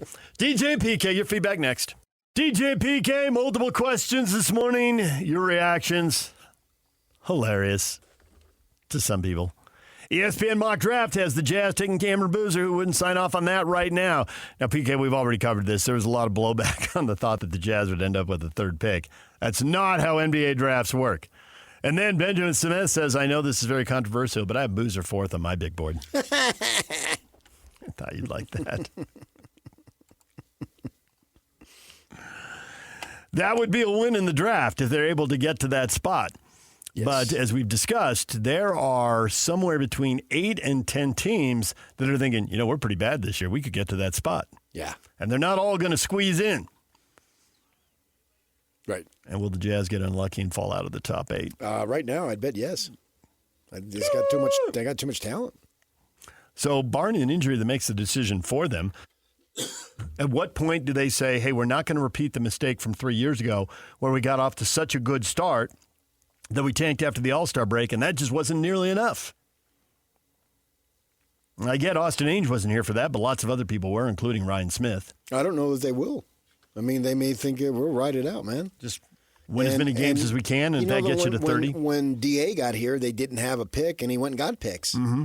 They didn't have a pick in a round, right? Do you think, given how good this draft looks, that you can go get a pick right now that would end up in that neighborhood? If you want one that bad, I think there's a possibility, but I don't know that they want one that bad. They may just wait it out for 8 years, and DeBonsa comes as a free agent. I see what you did there. Tyler, right now, we're the 10th worst team, and we are giving our pick to the Thunder, and that is the absolute worst-case scenario. Tyler, despondent. Yeah, but I mean, if you got the 8th pick, say, You guaranteed you're going to get a difference maker? No. No. We don't know how big of a deal it is. We won't know for years, for that matter, because whoever is drafted, wherever that pick lands, that Oklahoma, let's say for our sake of argument, OKC gets it, then they draft a player. The player has to develop and has to break into a lineup that currently is defined as the defending world champions. And at that point, if you're not good enough on your own merit, well, you got far bigger issues than losing that pick in 2026, don't you think? Probably, unless that 8 is one of the, or 7 or wherever they end up picking, is like they hit on one of the all-timers. Yeah, but that has nothing to do with you building your team. That deal was made by somebody else, blah, blah, blah. Yeah. That doesn't change the task to build a caliber team that is expected to contend. That, irregardless of that stupid friggin' pick. And I'm so glad we're done with it after this year. It's driving me nuts. Last time you have to hear about that. Yeah. Put that in the rearview mirror. Right. All right, we're out of time. Jake and Ben will have more on this in a moment right here on The Zone.